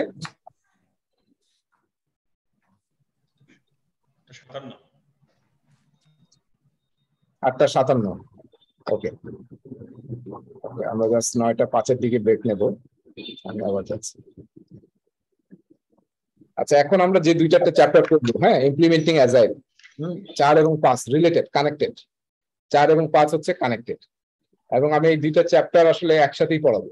হ্যাঁ, আমি যদিও স্লাইডগুলো দেখাবো আপনাদেরকে, কিন্তু আসলে বোঝানোর সময় আমি একটা মানে হোয়াইট বোর্ডে গিয়ে আপনাদেরকে বুঝাবো। হ্যাঁ, এবং সেটা প্রায় আধা ঘন্টার মতো লাগবে। যখন আমি এই কনসেপ্ট 2টা চ্যাপ্টার এবং 4 এবং 5-এর কনসেপ্ট বুঝাবো, তখন আমাদের আধা ঘন্টার মতো সময় লাগবে। সো ওইটা আমরা ব্রেকের পর এসে করবো। ওইটা আসলে আমাদের মেইন অ্যাজাইলের আন্ডারস্ট্যান্ডিং এর জন্য, ওইটা আসলে আমাদের মেইন আলোচনা হবে সেই 30 মিনিটস। কেউ মিস করবেন না, আমাদের সবাই আছি তো না নাকি? সবাই জয়েন করেছি? এখনো বোধহয় 2-3 জন নাই। সো এই লেকচারটাকে মিস করবেন না। সো আমরা শুরু করতেছি যে আমরা যদি অ্যাজাইল ইমপ্লিমেন্ট করতে চাই তার আগে অবশ্যই একটা এনভায়রনমেন্ট তৈরি করতে হবে, তাই না? অ্যাজাইল এনভায়রনমেন্ট ক্রিয়েট করতে হবে। সেটা কিভাবে ক্রিয়েট করবে সেটি নিয়ে আসলে আমাদের এই চ্যাপ্টারটা। সো অলরেডি আমরা বললাম যে আসলে আমাদেরকে প্রথমেই অ্যাডপ্ট করতে হবে agile mindset, otherwise agile will fail. এবং সেই মাইন্ডসেটটা কিসের উপর বেস করা হবে? 4 ভ্যালুজ এন্ড 12 প্রিন্সিপলস। এবং আরো কিছু আমরা যে অলরেডি শিখলাম, আলোচনা করেছি, deliver value as early as possible, তাই না? ট্রেডিশনাল যে অ্যাজাইলের মেইন পার্থক্য কি? এই যে কয়েকটা কিন্তু অ্যাজ আর্লি অ্যাজ পসিবল আমরা ইনক্রিমেন্ট তৈরি করার চেষ্টা করব, deliver quickly and obtain early feedback. ওটা যে ইউজেবল হবে এরকম না, কিন্তু ওটা কিন্তু ফিডব্যাক ইনিশিয়েট করবে। ট্রেডিশনাল প্রজেক্টে আমরা অনেক সময় ফিডব্যাক কাস্টমার কাছে চাই অনেক পরে গিয়ে, 3 মাস 6 মাস পরে গিয়ে। নো, অ্যাজাইল আসলে 1 থেকে 2 সপ্তাহের মধ্যেই যা তৈরি করে, যেটা বুঝেছে তৈরি করে ফিডব্যাক নেয়। Focus on high priority items, ওই যে আমরা পড়েছিলাম 10 নম্বর প্রিন্সিপাল, সিম্পলিসিটি। হ্যাঁ, ওই যে ব্যাখ্যা বলেছিলাম যে what work can be avoided in order to focus on high priority items. So অ্যাজাইলের কিন্তু একটা মাইন্ডসেট হতে হবে, অলওয়েজ কিসের উপর কাজ করবো আমরা? লো প্রায়োরিটি কাজ নাকি হাই প্রায়োরিটি? High priority. এই হাই প্রায়োরিটি কিসের উপর বেস করা হবে? আপনার নিজের উপর নাকি কাস্টমারের উপর? কাস্টমার। কাস্টমার কি চায় বা আপনার বিজনেসে কোনটা সবচেয়ে ভ্যালু ক্রিয়েট করবে, ভ্যালুর সাথে কানেক্টেড। ঠিক আছে, কাস্টমার স্যাটিসফ্যাকশনের সাথে কানেক্টেড, আপনার বিজনেসের লাভের সাথে কানেক্টেড, সেগুলোই সেই অনুযায়ী কিন্তু প্রায়োরিটাইজ করতে হবে। এটা অলওয়েজ মানে 100টা কাজের মধ্যে কাজ হলো আর ঝাঁপায় পেলে করা যাবে না, ওর মধ্যে আগে প্রথমে প্রায়োরিটাইজ করতে হবে। তারপর হচ্ছে ট্রান্সপারেন্সি, আমরা অলরেডি কথা বললাম যে ট্রান্সপারেন্সি ছাড়া কিন্তু অ্যাজাইল ফেল করবে। দ্যাটস ওয়াই আমি যেটা বলতেছিলাম যে কানবান বোর্ড কিংবা স্ক্রাম বোর্ড, অ্যাজাইলের যে বোর্ড, এইটা আসলে রাখা হয় পাবলিক প্লেসে, যাতে এভরিওয়ান ক্যান সি, ওপেন প্লেসে রাখা হয়। এটা কোনো ক্লোজ ডোর কনফারেন্স রুমে থাকবে না, প্রজেক্ট ম্যানেজার রুমে থাকবে না, এটা থাকবে একদম ওপেন স্পেসে, so that everyone can see. এবং মনে রাখবেন যে আমাদের মিটিং গুলো হয়, আমরা একটু পরে আলোচনা করবো, ডেইলি স্ট্যান্ড আপ মিটিং, তারপরে retrospective meeting. Specially daily stand up meeting বেশিরভাগ অ্যাজাইল টিম করে হচ্ছে কানবান বোর্ড বা অ্যাজাইল বোর্ডের সামনে। ঠিক আছে, বোর্ডের সামনে করে সবাই দাঁড়িয়ে, গোল হয়ে দাঁড়িয়ে, যার যার ডেস্কে না বা কনফারেন্স রুমে না, করে কোথায়?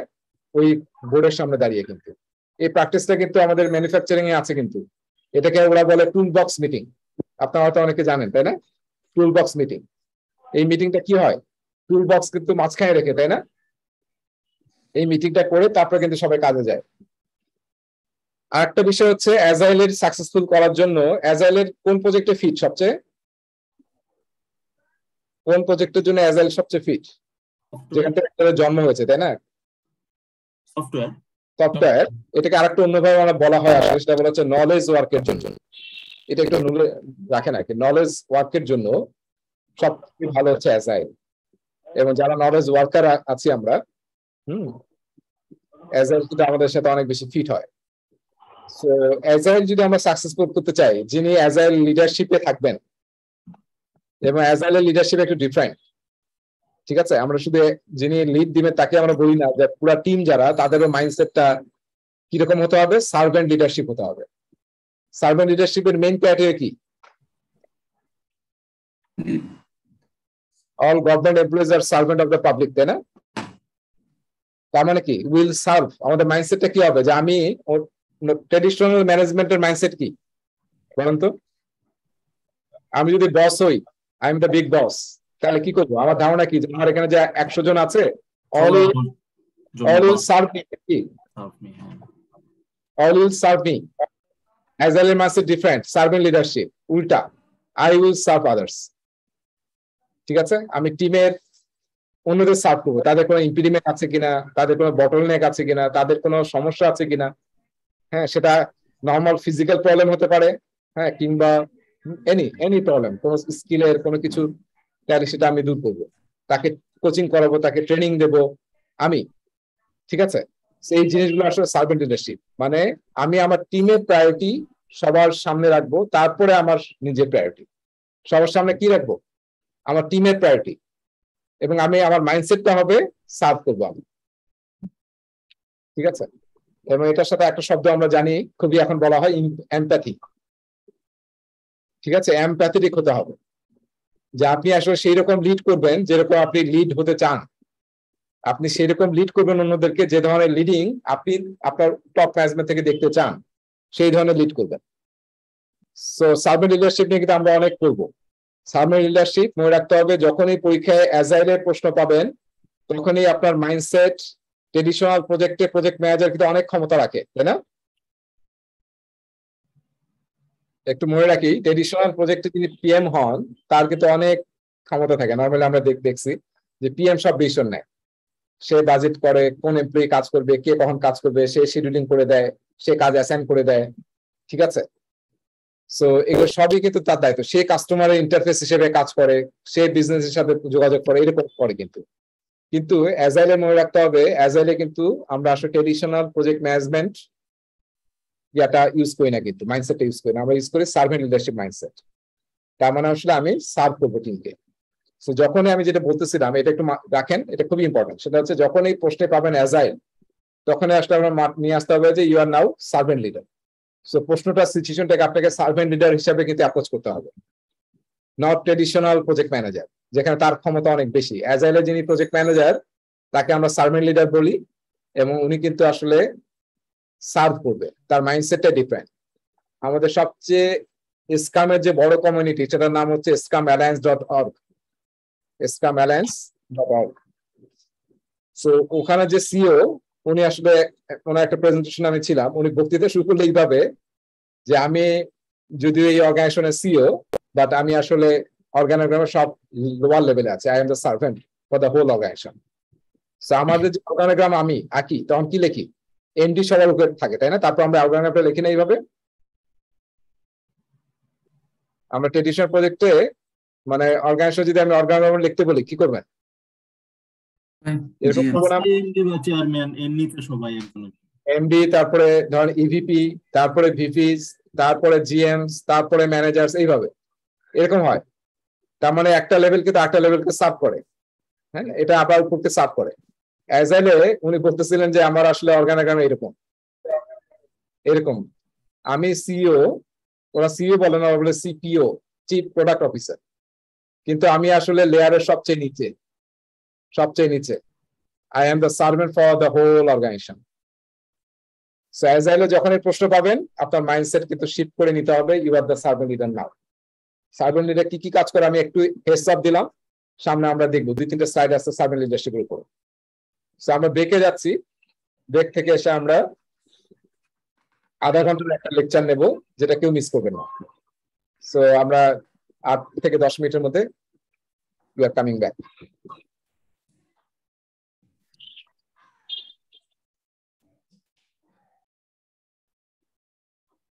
দেখি 8টায় কে জয়েন করে।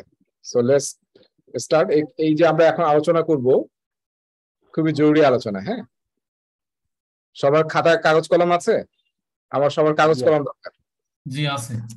সবাই কাগজটাকে, আমার যে কাগজটা আছে না, এই কাগজটা আসলে ইয়া করতে হবে, কি বলবো এটাকে, ডিমাইজ সাইজের মতো করতে হবে। ডিমাইজ সাইজ মানে A4 ভার্টিক্যাল না, হরিজন্টাল।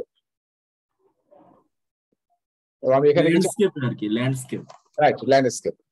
সো আমরা একটু এখানে আঁকাকি করব। এই আঁকাকিটা আপনার কাছে আমি জমা নেব ক্লাস শেষে, একদিন পরে আপনারা একটু জমা দিবেন যে কি আঁকলেন। সব এখন আঁকতে হবে না, কারণ বেশি আঁকতে গেলে আবার মনোযোগ চলে যাবে। জাস্ট কোর জিনিসগুলো আঁকেন, পরে ওটার উপরে আরো কাজ করে পরে জমা দিয়ে। সো এখন যেটা আমরা করবো, এটা একদম আসলে অ্যাজাইল বোঝার জন্য মেইন জিনিস। এই যে আমি এখন আলোচনা করব, এটা আসলে কাভার করবে আমাদের চ্যাপ্টার 4 এবং 5। ওখানে স্লাইডে অনেক আছে, সেগুলো আপনারা পরে পড়ে নিয়েন, বা আমি স্লাইডগুলো একটু দ্রুত পরে যাব। এটা আসলে এখানে যেটা বোঝার, এটা বুঝতে ওই 2টা চ্যাপ্টার আপনাদের জন্য কোনো ব্যাপারই না, তখন বুঝে যাবেন। সো যে কোনো, আমরা জানি যে প্রজেক্টে কাজ করতে গেলে আমরা আসলে কয়েকটা জিনিস লাগে, তাই না? টিম লাগে, একটা টিম লাগবে, এবং তাদের রোলগুলো আমরা ডিফাইন রাখি যে কে কোন রোলে কাজ করবে। ধরেন একটা কনস্ট্রাকশন প্রজেক্ট, তাহলে আমরা টিমে আর্কিটেকচার, ডিজাইন থাকবে, স্ট্রাকচারাল ইঞ্জিনিয়াররা থাকবে, তারপর আপনার সিভিল ইঞ্জিনিয়ার থাকবে, তাই না? মেকানিক্যাল, ইলেকট্রিক্যাল ইঞ্জিনিয়ার থাকবে, তারপরে হয়তো ওই যে ডিপ্লোমা কিছু ইঞ্জিনিয়ার থাকবে, আবার লেবাররা কাজ করবে, ফোরম্যান কাজ করবে, মেশিনিস্টরা কাজ করবে। এরকম কিন্তু বিভিন্ন রোল থাকে টিমটা যখন আমরা ডিফাইন করি, রাইট? এটা একটা ব্যাপার থাকে।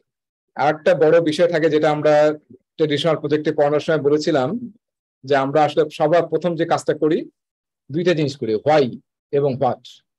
কেন আমরা কাজটা করব, কি ভ্যালু জেনারেট করবে সেটা হোয়াই, আর হোয়াট মানে কি কাজগুলো আমরা করবো, যেটা আউটপুট। আমি বলেছিলাম চা বানানো হচ্ছে আউটপুট, আর চা বানিয়ে যে আমি গেস্টদেরকে হ্যাপি করছি এটা হচ্ছে ভ্যালু, হোয়াই। সো এই হোয়াটটা আসলে আমাদের প্রথমে জানতে হয় যে আমরা কি করতে চাই, হোয়াট। ঠিক আছে। আর অ্যাজ এল আমরা যে 4টা ভ্যালুজ এবং 12 প্রিন্সিপাল দেখলাম, এবং আসলে সেগুলি আমরা এখানে দেখবো, ইমপ্লিকেশনটা দেখবো। আর আরেকটা বিষয় হচ্ছে আমরা প্রজেক্ট ম্যানেজমেন্টে ইউজ করি, সেটা হচ্ছে বিভিন্ন কিন্তু ইভেন্ট হতে থাকে থ্রু আউট দ্য প্রজেক্ট, বিভিন্ন মিটিংস, ইভেন্টস এগুলো কিন্তু হতে থাকে, তাই না? এই 3টা সব প্রজেক্টে কিন্তু লাগে। সো আমরা এখন অ্যাজাইল যে আলোচনা করব এটা আসলে এটা বেজ অন স্ক্রাম। ঠিক আছে, মেইনলি স্ক্রাম কিভাবে কাজ করে সেটা বুঝাবো, কিন্তু ওইটা বুঝতে আপনি অ্যাজাইলটা বুঝতে পারবেন যে একটা অ্যাজাইল প্রজেক্টে কিভাবে আসলে আমরা প্রজেক্টটা ম্যানেজ করি। একটা অ্যাজাইল প্রজেক্ট আমরা কিভাবে ম্যানেজ করি এন্ড টু এন্ড, সেটা আমি এখানে ডিসক্রাইব করতেছি, যেটা আসলে বেজ অন স্ক্রাম। স্ক্রাম আসলে আপনাদের স্ক্রামের কথা বারবার বলছি, স্ক্রাম আসলে ওয়ার্ল্ডে স্পেশালি আইটি ফার্মে বা সফটওয়্যার ফার্মে প্রায় মোর দেন 80% অর্গানাইজেশন স্ক্রাম ইউজ করে। আর ইন টোটাল যারা অ্যাজাইল ইউজ করে তাদের মধ্যে মোর দেন 50% অর্গানাইজেশন ইউজ করে স্ক্রাম। সো স্ক্রামের আইডিয়াটা যদি আমরা বুঝি তাহলে আসলে আপনার যে কোনো আইডিয়া বুঝতে পারবেন, কারণ এইটার উপর বেস করে বাকিরা কাজ করে আসলে। এবং স্ক্রামের উপর অনেকগুলো বডি আছে, এবং আপনারা দেখবেন যে আমি বোধহয় একটা জিনিস আমার দেখানোর কথা ছিল, তাই না? আমরা আধা ঘন্টার ইয়ার পরে ওইটা দেখবো যে আমাদের আছে ক্লাসে শেষে অবশ্যই দেখবো যে গুগল ড্রাইভে কোথায় কি আছে।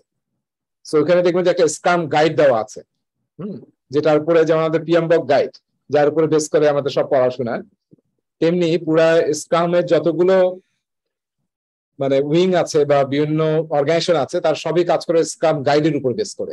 সেটা খুবই ছোট একটা ডকুমেন্ট, অনলি 14 পেজ, 2020 ভার্সনটা। হ্যাঁ, 2020 সালে আপডেট হয়েছে ওদের, তার আগে 17 সালে আপডেট হয়েছিল। ওই 20 সালের ডকুমেন্টটা মাত্র 14 পেজ, আগের চেয়ে আরো কমিয়েছে ওরা। এই 14 পেজ ডকুমেন্টে কিন্তু ওদের গাইড, ওদের স্ট্যান্ডার্ড। পিএমবক যেমন 370 পেজ, আর ওদেরটা মাত্র 14 page. So as simple as this, তার মানে এত ছোট। ফলে অ্যাজাইল কিন্তু খুবই সিম্পল, খুবই সহজ, এই জন্য অ্যাজাইল এত পপুলার। এখন যে আমরা আধা ঘন্টা আলোচনা করবো সেটা কিন্তু দেখবেন যে কত সিম্পল ভাবে আসলে অ্যাজাইল প্রজেক্ট ম্যানেজ করা এবং কত মজার বিষয়টা আসলে। হ্যাঁ, সো প্রথমে আমি কিছু লিখবো, যেমন এখান থেকে শুরু করি। প্রথমে আমি লিখবো হচ্ছে, এবং আমি আসলে পাশাপাশি অনেকগুলো টার্ম ইউজ করবো, শুধু স্ক্রামের টার্ম ইউজ করবো না, আমি আসলে জেনেরিক কিছু টার্ম ইউজ করার চেষ্টা করবো। কারণ পিএমআই শুধু স্ক্রাম নিয়ে আলোচনা করেনি, আপনারা নিশ্চয়ই দেখেছেন যে পিএমআই আসলে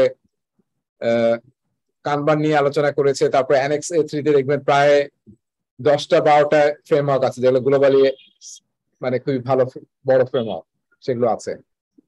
এটা কি হচ্ছে,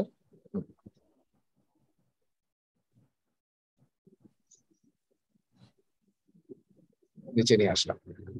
ওকে, সো হ্যাঁ, আমরা প্রথমে যেটা লিখতেছি রোলস, যে অ্যাজাইল প্রজেক্ট ম্যানেজ করতে গেলে কি কি রোলস লাগে।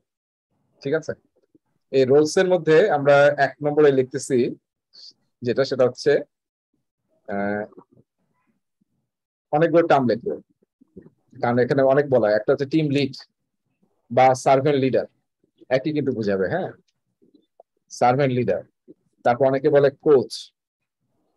ঠিক আছে, অনেকে পিএমআই বারবার বলবে প্রজেক্ট ম্যানেজার, একটু মনে রাখতে হবে, কনফিউজ হবেন না। পিএমআই আসলে অ্যাজাইল টিমের যে লিড তাকেও প্রজেক্ট ম্যানেজার বলে। প্রশ্নে আপনি পাবেন যে সিচুয়েশনটা অ্যাজাইল টিমের, অ্যাজাইলের, কিন্তু প্রশ্ন করবে প্রজেক্ট ম্যানেজার কি করবে, এই অবস্থা প্রজেক্ট ম্যানেজার কি করবে। তখন আসলে প্রজেক্ট ম্যানেজার শব্দ ইউজ করেছে, তার মানে কিন্তু অ্যাজাইলের চিন্তা করতে হবে, প্রজেক্ট ম্যানেজার সার্ভেন্ট লিডার তখন পিএম। ঠিক আছে, এই ধরনের নানান টার্মে ইউজ হয়। আর স্ক্রামের যেটা আলোচনা হয় সেটা হচ্ছে স্ক্রাম মাস্টার বলে তাকে। স্ক্রামে এই রোলটাকে বলা হয় স্ক্রাম মাস্টার। তাহলে এটা হচ্ছে 1 নম্বর রোল। এটা কিন্তু একটাই রোল। এরপরে সেকেন্ড যেটা রোল সেটাকে আমরা বলি প্রোডাক্ট ওনার।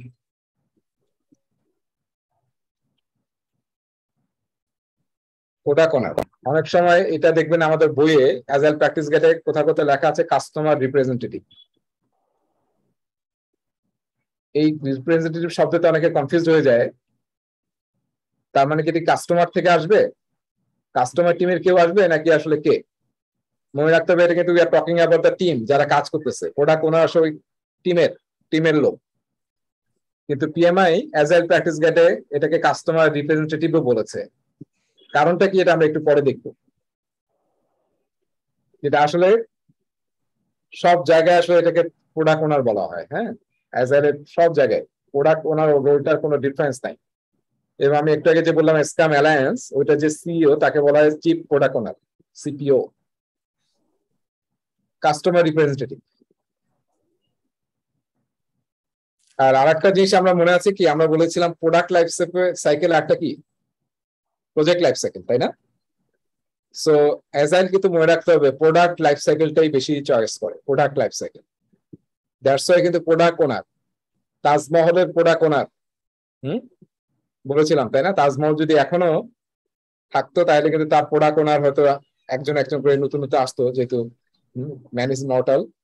কিন্তু প্রোডাক্ট ওনার মানে তাজমহল একটা প্রোডাক্ট, সেটা যতদিন লাইফ আছে প্রোডাক্ট ওনার থাকবে, প্রোডাক্ট ওনার রোলটা থাকবে।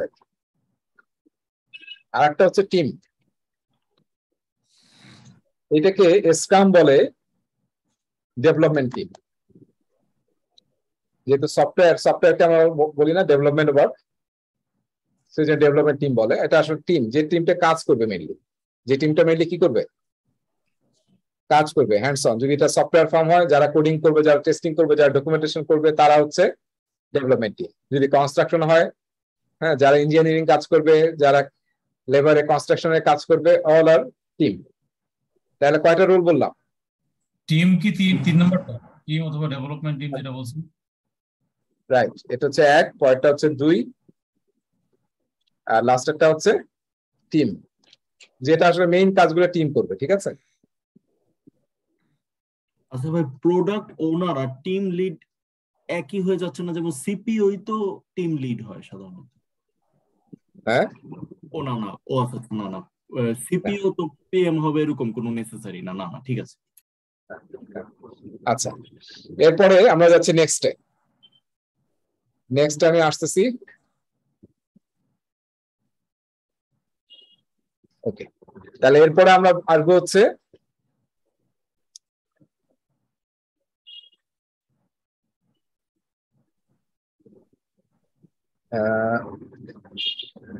আর্টিফ্যাক্টস। হ্যাঁ, বা এটা আমি সেকেন্ড থার্ডে লিখি। আমার এরপরে আসতেছে হচ্ছে ইভেন্টস। প্রজেক্ট ম্যাচ করতে গিয়ে আমরা অনেক ধরনের ইভেন্ট করি, এটা অনেকগুলো আবার নাম আছে, কিন্তু এটাকে ইভেন্টস বলা হয়, সিম্পলি এটাকে মিটিং বলি আমরা। হ্যাঁ, প্রজেক্টে নানান ধরনের মিটিং করি না আমরা, অ্যাজাইলে কিন্তু মিটিং গুলোর নাম আছে আলাদা, ডিফারেন্ট নাম আছে মিটিং।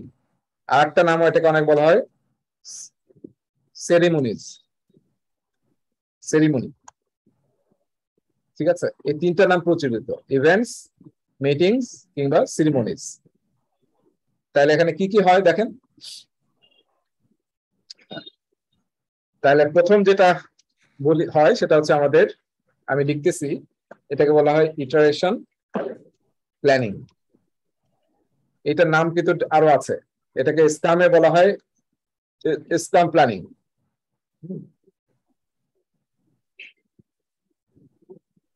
স্পান প্ল্যানিং না, সরি, এটা বলা হয় স্প্রিন্ট প্ল্যানিং। হ্যাঁ, স্প্রিন্ট প্ল্যানিং বলা হয় স্কামে। 2 নম্বর হচ্ছে ডেইলি স্ট্যান্ড আপ। এই ইয়াটা কিন্তু স্কামের যে নামগুলো বলা, এগুলো জানতে হবে, পরীক্ষায় প্রশ্ন এইভাবে আসবে আর কি, মিক্স। সো ইটারেশন প্ল্যানিং কিংবা স্প্রিন্ট প্ল্যানিং একই শব্দ, আমরা জাস্ট লিখতেছি, পরে ব্যাখ্যা করবো সবই। ডেইলি স্ট্যান্ড আপ, এটার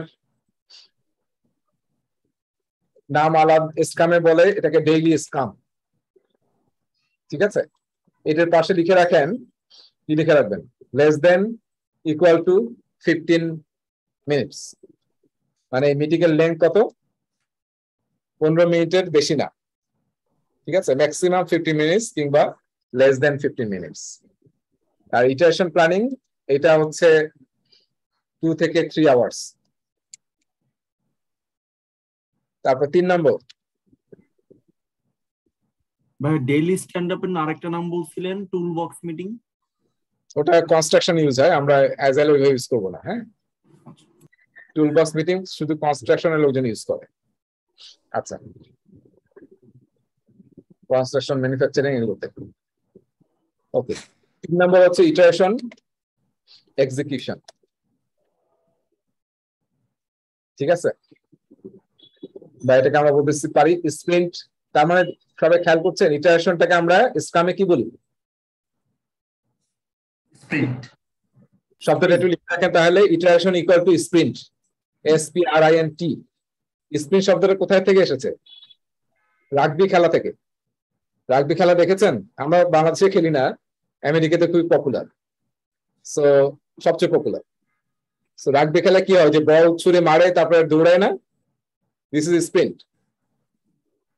আচ্ছা, তাহলে আমরা যখন একটা কাজ শুরু করবো, ইটারেশনটা শেষ হওয়ার পর্যন্ত আসলে একটা স্প্রিন্ট। আমরা পরে ব্যাখ্যা করবো, সমস্যা নাই। তাহলে ইটারেশন এক্সিকিউশন করলাম, তারপরে হচ্ছে ইটারেশনের বাংলা মানে কি পুনরাবৃত্তি? পুনরাবৃত্তি হতে পারে, কিন্তু ইটারেশন কি হবে? ওই যে আমরা পড়েছি তাই না, ইটারেটিভ ইনক্রিমেন্টাল ইটারেশন, পুনরাবৃত্তি মানে একই জিনিসে আবার পুনরাবৃত্তি করবো আমরা। ইটারেশন বাংলা করা মুশকিল আসলে। তো দেখবেন যে স্ক্রাম গাইডের স্ক্রাম গাইডের বাংলাও আছে, দেখবেন ওই সাইটে গেলে পাবেন, scrumguide.org সাইটটার আমি আপনাদের বলে দেবো, একটু সার্চ দিবেন scrumguide.org, সেখানে দেখবেন বাংলা করে ট্রান্সলেট করা আছে স্ক্রাম গাইডটা। ওকে, তাহলে ইটারেশন এক্সিকিউশন বা স্প্রিন্ট এক্সিকিউশন। তারপরে হচ্ছে গ্রুমিং। গ্রুমিংটা আগে একটা জিনিস লিখতে হবে, backlog. What is backlog we don't know, আমরা বলবো একটু পরে। ব্যাকলগ, গ্রুমিং কিংবা রিফাইনমেন্ট একই, ঠিক আছে? ব্যাকলগ, গ্রুমিং কিংবা রিফাইনমেন্ট, ব্যাকলগ রিফাইনমেন্ট। আচ্ছা, 5 নম্বর, এই ব্যাকলগটা ব্র্যাকেটে একটু লিখে রাখেন তাহলে সুবিধা হবে। লিখে রাখেন প্রোডাক্ট, ব্র্যাকেটে হচ্ছে প্রোডাক্ট, প্রোডাক্ট ব্যাকলগ। প্রোডাক্ট মানে প্রোডাক্ট ব্যাকলগ। আচ্ছা, এরপরে হচ্ছে ইটারেশন রিভিউ। এটা স্ক্রাম, এটার নাম হচ্ছে, ইটারেশনের বদলে আমরা কি লিখবো? Sprint review. আর 6 নম্বর হচ্ছে রেট্রোস্পেক্টিভ। ওই যে যেটা আমরা বললাম, ইন্সপেক্ট এন্ড অ্যাডাপ্ট এবং কন্টিনিউয়াসলি ইমপ্রুভ করো, সেটা হচ্ছে রেট্রোস্পেক্টিভ কিংবা স্প্রিন্ট রেট্রোস্পেক্টিভ। ঠিক আছে, রেট্রোস্পেক্টিভ। এই হলো আমাদের 6টা ইভেন্টস দেখলাম। ঠিক আছে, অ্যাজাইলে আমরা 6টা ইভেন্টস করি। এটা হচ্ছে সিম্পল অ্যাজাইলে আমরা 6টা ইভেন্ট ইউজ করি। আপনি যদি আর একটু বড় মানে অ্যাজাইলে যান, যেমন অ্যাজাইলের মেথড গুলো আসলে 2 প্রকার, একটা হচ্ছে স্কেলড, একটা হচ্ছে ছোট টিমের জন্য। আমরা যেটা আলোচনা করতেছি এটা ছোট টিমের জন্য। যখন আপনার টিমে 1000 লোক থাকবে, তখন আসলে এই মেথড দিয়ে, এই মেথডের সাথে আরো কিছু ইভেন্ট যোগ হয়, সেটা আমরা এখন আলোচনা করব না, পরে আমি একটু আপনাদের আলোচনা করব। একটা হচ্ছে টিম পর্যায়ের মেথডস, একটা হচ্ছে পুরা অর্গানাইজেশন ওয়াইড যদি আমরা অ্যাজাইল ইউজ করতে যাই, সেটাকে বলা হয় skilled agile, SCALED, skilled agile. সেটা আমরা পরে আলোচনা করব। ওকে, এরপর আমরা লাস্ট যেটাতে আসবো সেটা হচ্ছে এরকম, নেক্সট ইয়াতে আসছি আমি।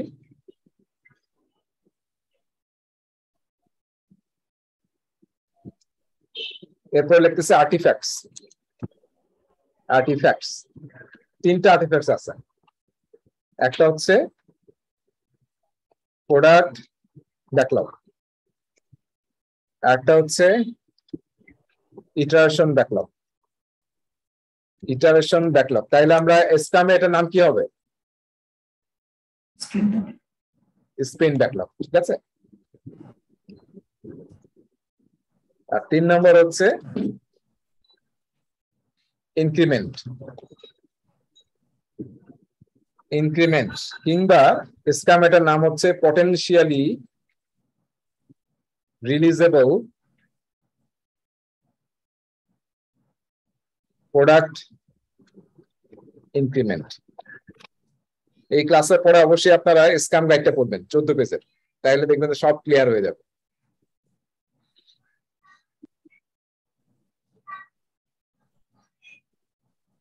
এই ইনক্রিমেন্টটাকে আমরা ডেলিভারেবল বলতে পারি, আবার অনেক জায়গায় একটা টার্ম ইউজ করে এমভিপি, মিনিমাল ভায়াবল প্রোডাক্ট। এই শব্দটা লিখে রাখেন, মিনিমাল ভায়াবল প্রোডাক্ট, এমভিপি, খুবই ইম্পর্টেন্ট। এই তিনটা, হ্যাঁ। এর বাইরে অনেকে আরেকটা বলে, কোন আমি নাম্বার দেবো না, আপনি এমনি লিখে রাখেন, ইউজার স্টোরি,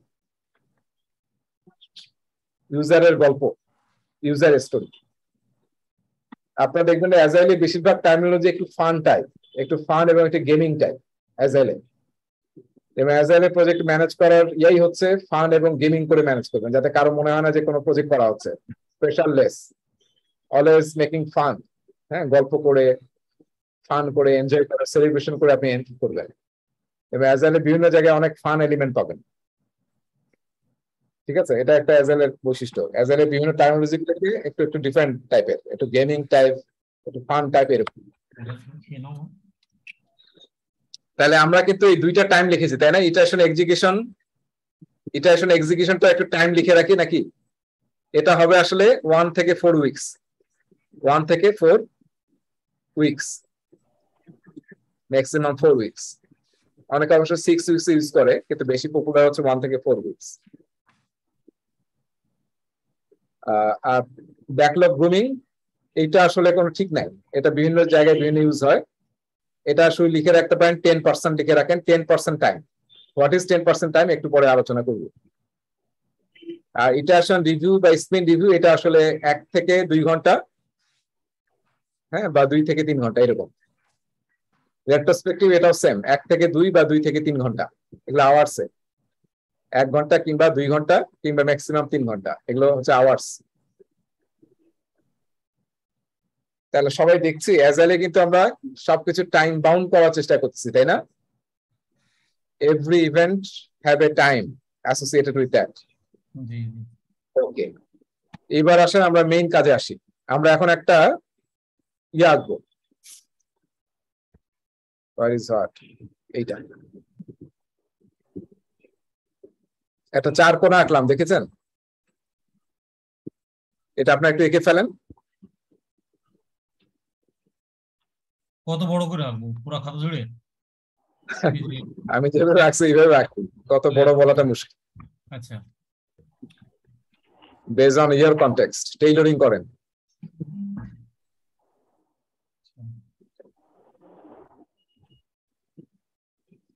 সিলেক্ট করতে পারছি না কেন এটাকে?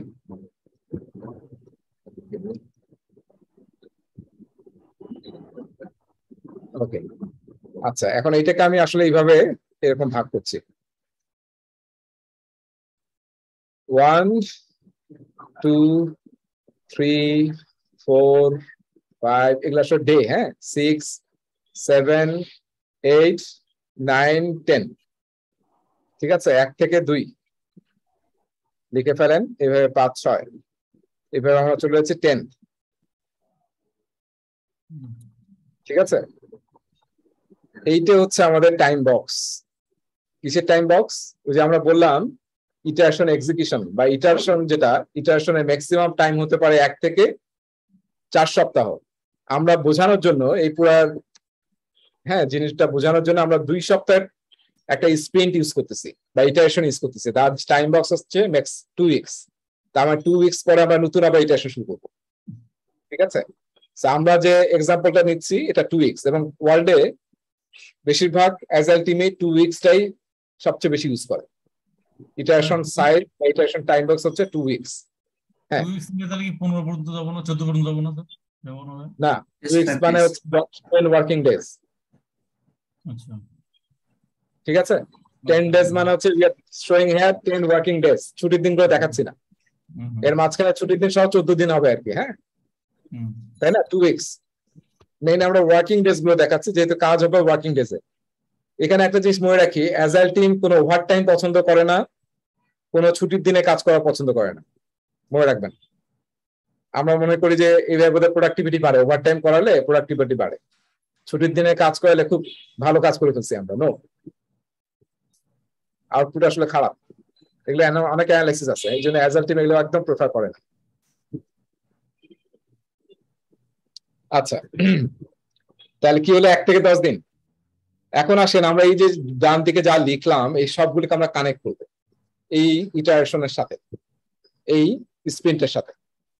তাহলে কি করি আমরা যেহেতু প্রজেক্ট শুরু করছি, ধরেন প্রজেক্ট শুরু করার আগে কি করা হয়, এখানে প্রতিটা রোলের কাজ বুঝতে হবে, কার কি দায়িত্ব, ঠিক আছে, কোন ইভেন্টে কি করা হয় বুঝতে হবে, এবং কোন আর্টিফ্যাক্টস, মানে এটাকে আমরা অনেক সময় ডকুমেন্ট বলি বা ডেলিভারেবল বলি, আর্টিফ্যাক্টস কে, হ্যাঁ ডেলিভারেবল বলি কিংবা ডকুমেন্টস বলি। প্রোডাক্ট ব্যাকলগ হচ্ছে একমাত্র ডকুমেন্ট অ্যাজাইলে, হ্যাঁ, যেখানে প্রোডাক্টের কি কি ফিচার চায় কাস্টমার, কি চায় কাস্টমার, রিকোয়ারমেন্ট, এক্সপেকটেশন, হোয়াট, এই যে আমরা হোয়াট বলি না, সেই হোয়াটটা লেখা থাকে হচ্ছে প্রোডাক্ট ব্যাকলগ। এই ব্যাকলগটা তৈরি করবে কে? তৈরি করবে প্রোডাক্ট ওনার। খেয়াল করি, এটার প্রোডাক্ট ব্যাকলগ তৈরি করার দায়িত্ব প্রোডাক্ট ওনারের। সেই কাস্টমারের সাথে কথা বলে, he is the gateway between the team and the customer. That's why PMA আসলে কাস্টমার রিপ্রেজেন্টেটিভ বলেছে। সেই কাস্টমারের রিকোয়ারমেন্ট নিয়ে এখানে আসলে এই প্রোডাক্ট ব্যাকলগের পপুলেট করবে। এই প্রোডাক্ট ব্যাকলগে যে আইটেম গুলো সে রাখে, মানে যেগুলো সে রিকোয়ারমেন্ট নিয়ে এসেছে, সেই আইটেম গুলোকে খুবই সিম্পল অর্থে বলা হয় পিবিআই। নামটা একটু লিখে রাখেন, পিবিআই। পিবিআই মানে হচ্ছে প্রোডাক্ট ব্যাকলগ আইটেম। এটা একদম জেনেরিক নাম। প্রতিটা আইটেমকে, এখানে ধরেন সে কাস্টমারের সাথে কথা বলে 100টা আইটেম নিয়ে এসেছে, এই 100 আইটেমের প্রতিটা আইটেমের নাম হচ্ছে পিবিআই, প্রোডাক্ট ব্যাকলগ আইটেম। এই ব্যাকলগ আইটেম গুলো এইভাবে সাজানো থাকে, শুরুর দিকে খুব স্লিম থাকে, স্লিম, এগুলো হচ্ছে স্লিম। এরপরে একটু বাড়ে, ধরেন এই যে একটু বড়, তারপর আর একটু বড়, তারপর আর একটু বড়, তারপর এরকম বড়, তারপরে হয়তো আরো বড় আছে, তারপরে আরো বড় আছে, মানে আইটেম গুলো সাইজ বড়। এই আইটেমের উপর নাম আছে, কিন্তু আমরা জেনেরিক ভাবে পিবিআই বললাম, কিন্তু এইটা 3টার নাম আমরা ইউজ করি। একটা হচ্ছে এপিক, লিখে রাখেন, অনেকগুলো টার্মিনোলজি কিন্তু বলতেছি, তাই না, সবার মাথা ঘুরতে পারে, আমি সবগুলো কানেক্ট করে দেবো, সমস্যা নাই। এপিক, একটা বলা হয় ফিচার, কিন্তু আমরা এগুলো অনেকবার আলোচনা করবো, ফলে এখনই মুখস্থ রাখতে হবে, সব বুঝে ফেলতে হবে দরকার নাই, জাস্ট টার্মগুলো শোনেন। এপিক, ফিচার, তারপর হচ্ছে ইউজার স্টোরি, ঠিক আছে। এই যে আমরা প্রোডাক্ট ব্যাকলগ আইটেম বলতেছি, এটা আসলে হয় এপিক। এপিক মানে, এপিকের বাংলা কি?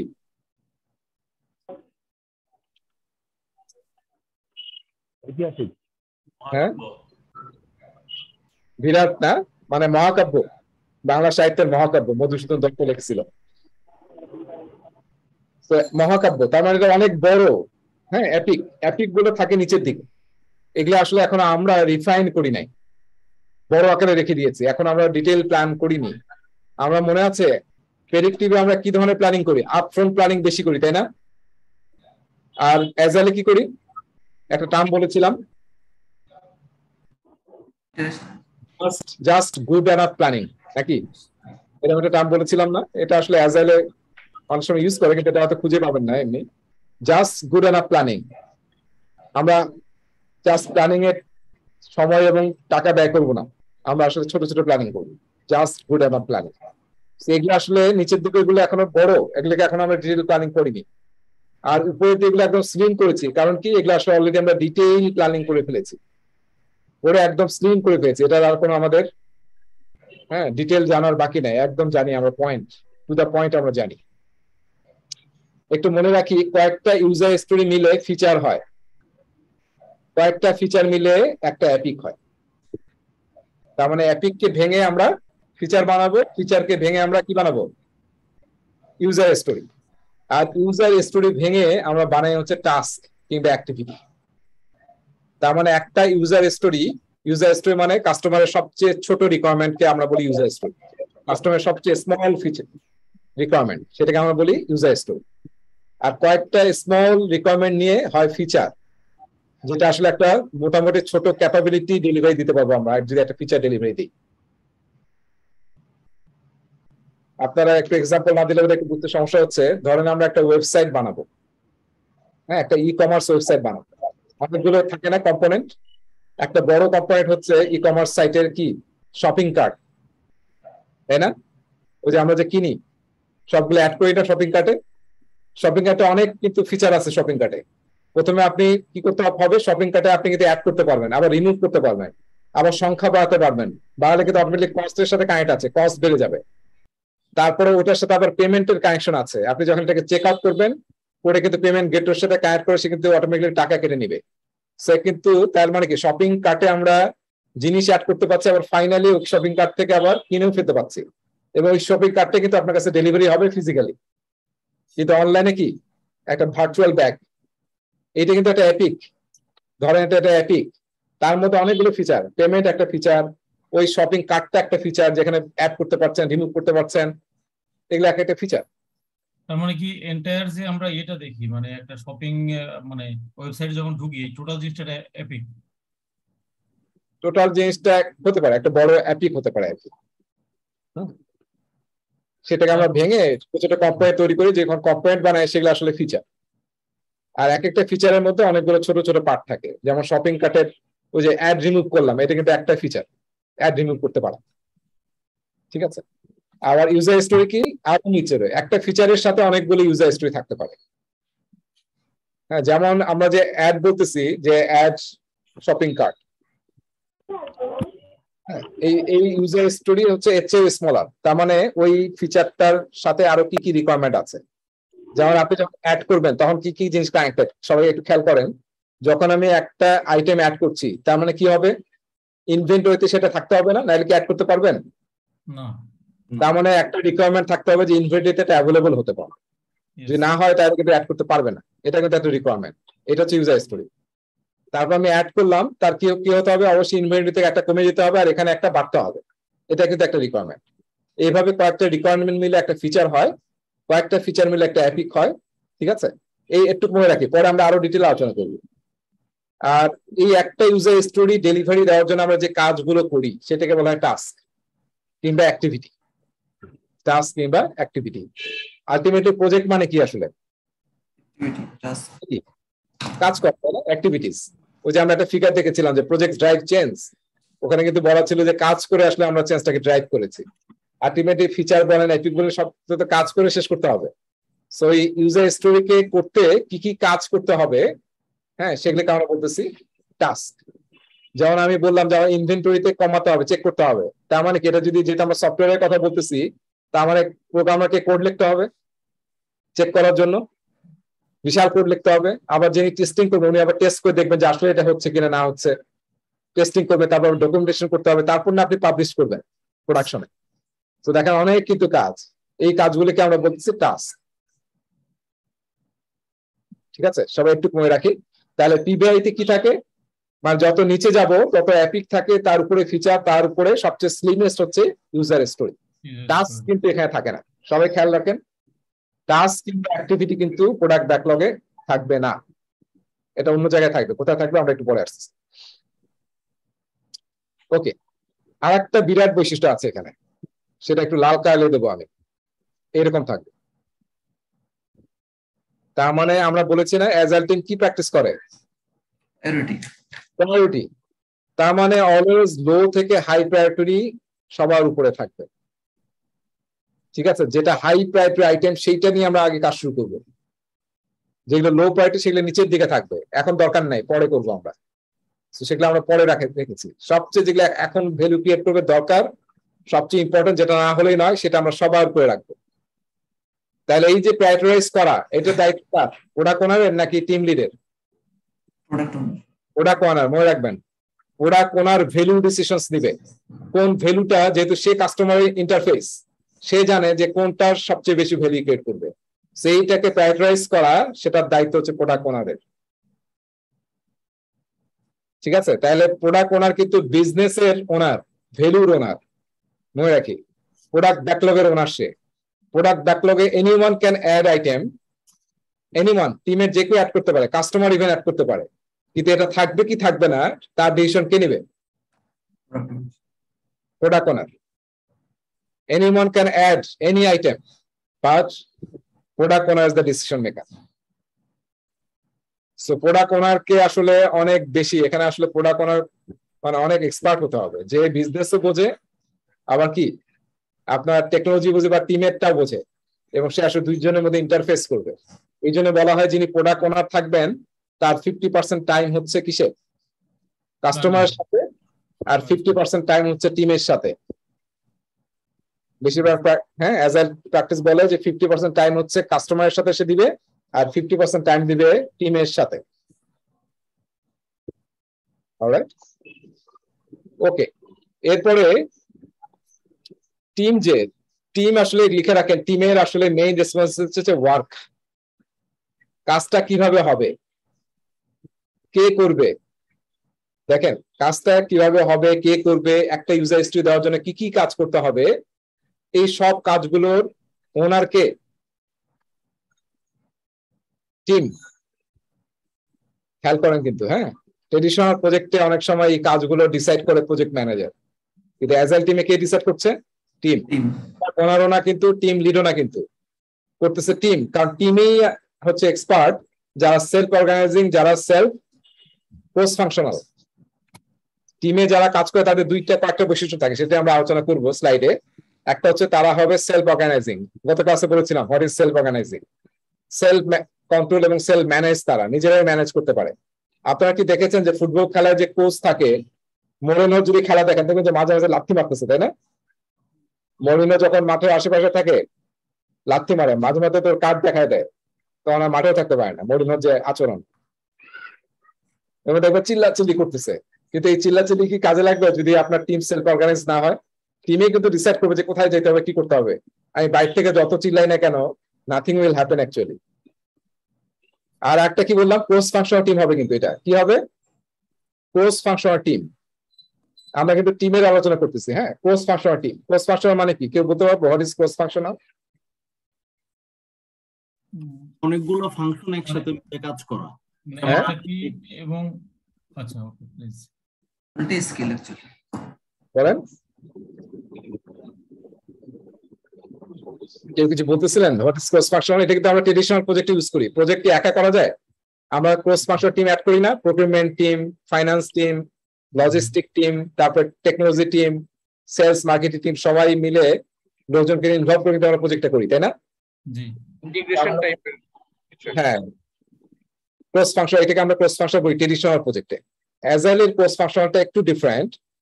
ক্রস ফাংশনাল মেইন থিমটা হচ্ছে আমরা যে টিমটা বানালাম, হ্যাঁ, এই প্রজেক্টটা করার জন্য, ওই টিমের মধ্যে সব ধরনের স্কিল সেট থাকবে, হ্যাঁ, যাতে আমি যে কাজটা নিলাম সেই কাজটা ডেলিভারি দেওয়ার জন্য আমাকে আর অন্য কারো হেল্প নিতে না হয়। This team is already with those skills and already cross functional, যে আমার আর কোনো বাইরে থেকে রিসোর্স দরকার নেই। That team is capable to deliver the work we have taken. ঠিক আছে, এটা হচ্ছে ক্রস ফাংশনাল টিম। এবং মনে রাখতে হবে অ্যাজাইল টিম এরকম খণ্ডকালীন বা পিরিয়ডিক্যাল লোকজন নিয়ে কাজ করতে পছন্দ করে না, ডেডিকেটেড টিম হতে হবে। প্রজেক্ট পিরিয়ডে স্পেশালি এই 2 সপ্তাহ বা 4 সপ্তাহ ইটারেশনে কোনোভাবেই টিমকে মুভ করানো যাবে না, যেটা আমরা প্রেডিক্টিভে খুবই ফেস করি। টিমের লোক এই প্রজেক্টে কাজ করতেছে, ওই প্রজেক্টে কাজ করতেছে, 4টা প্রজেক্টে কাজ করতেছে, কখনো এখানে কখনো ওখানে, এরকম। অ্যাজ আ রাখবো টিম কিন্তু ডেডিকেটেড হতে হবে, হ্যাঁ, নাইলে কিন্তু এই টিমটা ভালো মতো হাই পারফরমেন্স টিম আমরা বানাতে পারবো না। আমরা করবো টিম নিয়ে অনেক কিছু করবো। আমি এখন টিম নিয়ে কিন্তু অনেকগুলো পয়েন্টার দিচ্ছি, যেগুলো আমরা স্লাইডও পরে দেখবো, এগুলো সবই আছে দেখবেন স্লাইডে। আরেকটা হচ্ছে টিমে যারা কাজ করবে তারা কিন্তু কি ধরনের হবে জানেন? আই শেপ মানুষ হবে। দুই ধরনের মানুষ আছে, আই শেপ, একটা হচ্ছে টি শেপ। অ্যাজাইল টিম চায় যে অ্যাজাইল টিমে যারা কাজ করবে তারা হবে টি শেপ, নট আই শেপ। এই দুইটা কিন্তু খুব ইম্পর্টেন্ট। আই শেপ মানে হচ্ছে আমার শুধু একটাই স্কিল আছে, একটাই কম্পিটেন্সি আছে, এর বাইরে আমি কিছুই জানি না, এটা হচ্ছে আই শেপ পারসন। আর টি শেপ মানে হচ্ছে আমি একটা বিষয়ে আমার ডিপ নলেজ আছে, লিখে রাখি একটু, এই যে এটা হচ্ছে ডেপথ অফ নলেজ। আমার একটা বিষয়ে ডেপথ অফ নলেজ আছে, ওই বিষয়ে আমি হচ্ছে বস। আর এক বা একাধিক বিষয়ে বা অনেকটা বিষয়ে আমার ব্রেথ অফ নলেজ আছে, ব্রেথ। ঠিক আছে, ব্রেথ অফ নলেজ আছে, এটাকে আমরা বলি টি শেপ পারসন। সবাই বুঝতে পেরেছি? আবার একটু বলুন না। হ্যাঁ, আই শেপ মানে হচ্ছে আমার একটা স্কিল, এটা ছাড়া আমি কিছুই পারি না। ঠিক আছে, আমি হচ্ছে প্রুফ রিডার, শুধু প্রুফ রিডই করতে পারি, বা আমি টাইপিস্ট, শুধু টাইপিস্টই করতে পারি, জানি আর কিছুই পাই না। আমি অটোক্যাড চালাতে পারি, অটোক্যাডের ডিজাইনার, ক্যাড ডিজাইনার, আমি শুধু এইটাই পারি, আর আমি কিছুই পাই না।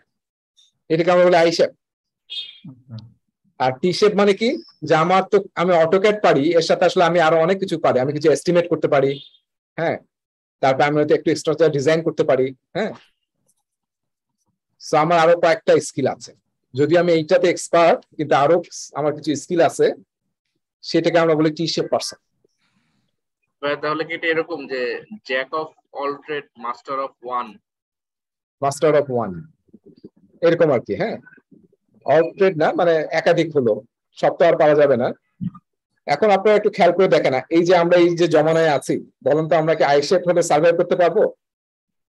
না, টি শেপ পেতে হবে, টি শেপ হতে হবে, কিছুটা টি শেপ হতেই হবে আপনাকে, অবশ্যই একটাতে ডেট লাগবে, নাহলে আপনি আসলে ইয়া পাবেন না, কি বলে ওটাকে, এইজ পাবেন না অনুভূত হয়। কিন্তু অন্য কিছু জানতে হবে। এখন বলেন তো, আমরা এখানে বিভিন্ন ইঞ্জিনিয়ারে আছি, আইটি না জানলে এখন কি চলা সম্ভব? সফটওয়্যার কিভাবে চালাতে হয়, এক্সেল, ওয়ার্ড, গুগল, জিমেইল না পারবো এই জমানায় সার্ভাইভ করতে? না। দেখেন আপনার বাচ্চারাই কিন্তু আপনার চেয়ে বেশি এক্সপার্ট, তাই না মোবাইলে? জি। আমাদের যারা সিনিয়র আমরা আছি, দেখবেন যে মোবাইলে কোথায় কি আছে অন্য, কিন্তু আপনার বাচ্চা কিন্তু সব বের করে ফেলছে, যে পড়াশোনা কিছু জানে না, কঠিন কঠিন গেম খেলতেছে। আমার বাচ্চা কত দেখি 5-6 বছর থেকে সে সব কঠিন কঠিন গেম খেলে, এগুলো বোধহয় আমি খেলতে পারবো। আপনাদের বাচ্চা সেম, সো অ্যাডভান্সড। সো তার মানে কি, যে এরকম যদি স্কিল না জানি, তাহলে কিন্তু আমরা নিজেরাই এখন কিন্তু অবসলিট হয়ে যাব। সো অ্যাজাইল টিম, এটা টি শেপ কেন যাচ্ছে অ্যাজাইল টিম? তার মানে হচ্ছে আমরা চাচ্ছি স্মুথ একটা কাজের ফ্লো। যদি একজন, এটা হতে পারে না যে একজন অসুস্থ বা একজন আজকে প্রোডাক্টিভিটি কম বা একজনের হেল্প দরকার, তাহলে এখানে যে কম পারে সে হয়তো এই কাজটা চালায় নিল, একদম স্টপ হয়ে গেলাম না, ঠিক আছে? এবং অ্যাজাইলের যেটা আমরা এটাকে বলি হচ্ছে, অ্যাজাইল হচ্ছে জেনারেলাইজ স্পেশালিস্ট এর টিম। জেনারেলাইজ স্পেশালিস্ট মানে T shape, not only specialist এর টিম, জেনারেলাইজ স্পেশালিস্ট। তার মানে একজন অনেক কিছু পারে, ঠিক আছে? মানে ভার্সেটাইল, হ্যাঁ, মানে যারা যে ভার্সেটাইল। আপনার সাউন্ড অনেক করে আসে। জেনারেলাইজড স্পেশালিস্ট টিম কি হচ্ছে, মানে টি শেপ নয় I shape? T shape, T shape, generalise specialists আছে একটা। তার মানে আমি আসলে অনেকগুলো মানে এক বা দুই বিষয়ে, এটা কিন্তু টি শেপ না। আপনার আমি ক্লাসে পড়াবো, দেখবেন যে একটা নাম আছে হচ্ছে ব্রোকেন কম। ভাঙা চিরুনি আছে কারো বাসায়? দেখবেন আমি পড়াবো ব্রোকেন, ব্রোকেন কি বললাম, চিরুনি কম। এই যে ভাঙা চিরুনি দেখেন না, এরকম গাঁট ভেঙে যায়, কোটা বড় ভাঙে, কোটা এরকম এরকম আসতে। সব বাসায়, আমার বাসায় একটা ছিল ব্রোকেন কম। এই যে আমাদের বেশিরভাগ লোকজনের কিন্তু স্কুলের অবস্থা এখন এরকম, ব্রোকেন কম। এই টার্মটাও দেখবেন অ্যাজাইল প্র্যাকটিস গাইডে আছে। তার মানে আমাদের প্রয়োজনে কিন্তু আমরা কোনো কোনো সময় এই জিনিসটা শিখেছি ডেপথ, আবার দেখা গেল আমি অন্য একটা স্কিল আবার শিখেছি, আবার আরেকটা স্কিল শিখেছি, একটা একটু শিখেছি, একটা একটু বেশি শিখেছি। আছে না আমাদের বাংলাদেশে এটা বেশি, বাইরে কিন্তু এটা কম। বাইরে আমরা জানি যে যে যেটা পারে এটা ইয়া করে, কিন্তু অ্যাজাইলে দেখা যাচ্ছে হ্যাঁ আমাদের আসলে টি শেপে বেশি যাচ্ছে। ইভেন ব্রোকেন কম, একাধিক স্কিলে আমি এক্সপার্ট। সো এখানে একটা জিনিস মনে রাখি, আসলে সবার পক্ষে সবকিছুতে এক্সপার্ট হওয়া কি সম্ভব? খুবই রেয়ার আছে, 2-1 হতে পাওয়া যাবে যারা অনেক বেশি এক্সপার্ট। এটা আসলে আপনার মনে রাখতে হবে, একটা জিনিস মনে রাখেন, সেটা হচ্ছে যে 1-2টা বিষয় আপনাকে আসলে মাস্টার হতে হবে, যেটা আমরা গত ক্লাসে বলেছিলাম, মোটিভেশন মাস্টারিং। যত গল্প করতেছি আমার তো আধা ঘন্টা পার হয়ে গেল, এটা মাঝখানে আবার শেষ করাও যাবে না। হ্যাঁ, আচ্ছা ঠিক আছে, তাহলে এত গল্প করবো না, একটুকে রাখি আমরা। ওকে, তারপরে আসতেছি, তাহলে টিম নিয়ে আমরা অনেকগুলো কথা বললাম, পোস্ট ফাংশনাল, জেনারেল, স্পেশালি, টি শেপ, এরকম হতে হবে, ডেডিকেটেড টিম হতে হবে এগুলো, এবং তারা ওয়ার্কের ওনার। তাহলে টিম লিডের কাজ কি? কিছু তো কোনো কাজ পাচ্ছি? টিম লিডের কোনো কাজ আছে? Servant leader, coach, project manager, scrum master, তার মেইন কাজ হচ্ছে সে হচ্ছে প্রসেস ওনার। লিখে রাখে একটু, প্রসেস ওনার। তার মানে যে আমরা বিভিন্ন ইভেন্ট বলতেছি, আর্টিফ্যাক্টস বলতেছি, হ্যাঁ এই সবগুলো ঠিক টাইমে ঠিকঠাক হচ্ছে কিনা, টাইমিং ম্যানেজ হচ্ছে কিনা, সমস্ত এগুলো ঠিক আছে কিনা, হ্যাঁ এগুলো সবগুলোকে ম্যানেজ করা, প্রতিটা ইভেন্ট সবাই প্রেজেন্ট আছে কিনা, যা যখন প্রেজেন্ট থাকার কথা, এগুলোকে এনশিওর করা হচ্ছে টিম লিডের কাজ। এবং কোনো ইম্পিডিমেন্ট আছে কিনা সেটা দূর করা, কারো কোনো ট্রেনিং লাগবে কিনা, কোচিং লাগবে কিনা সেটা দেওয়া। অ্যাজ এ সার্ভেন্ট লিডার সবাইকে সার্ভ করা, যাতে team can rock and roll, ঠিক আছে? টিম যাতে মনোযোগ দিয়ে কাজ করতে পারে, এটার এনশিওর করাটাই হচ্ছে টিম লিডের কাজ। এবং সে হচ্ছে প্রসেস ওনার। এই অ্যাজাইলের সব প্রসেস ঠিক মতো ম্যানেজ হচ্ছে কিনা এটা সে এনশিওর করবে। তাহলে আমরা কি বললাম, প্রোডাক্ট ওনার হচ্ছে ভ্যালুর ওনার, টিম লিড হচ্ছে প্রসেস ওনার, আর টিম লিড হচ্ছে ওয়ার্কের ওনার। খুব ইম্পর্টেন্ট, মনে রাখি, আমরা বারবার বলবো, ফলে আপনাদের মাথায় চলে আসবে। তবে এখন টিম আসলে লিডার হচ্ছে প্রসেস ওনার, প্রোডাক্ট ওনার হচ্ছে বিজনেস ওনার, আর হচ্ছে টিম বা ডেভেলপমেন্ট টিম হচ্ছে ওয়ার্ক ওনার। হ্যাঁ, ওয়ার্কের। বৃষ্টি আসলো দেখি এখানে, চমৎকার, বৃষ্টি দরকার। ওয়ার্ক ওনার আর হচ্ছে প্রসেস ওনার, আর পিও হচ্ছে বিজনেস প্রোডাক্ট ব্যাকলগ, আর হচ্ছে ভ্যালু ওনার। হ্যাঁ, ভ্যালু ওনার মেইনলি হলো ভ্যালু ওনার। হ্যাঁ, প্রোডাক্ট ব্যাকলগ ওনার।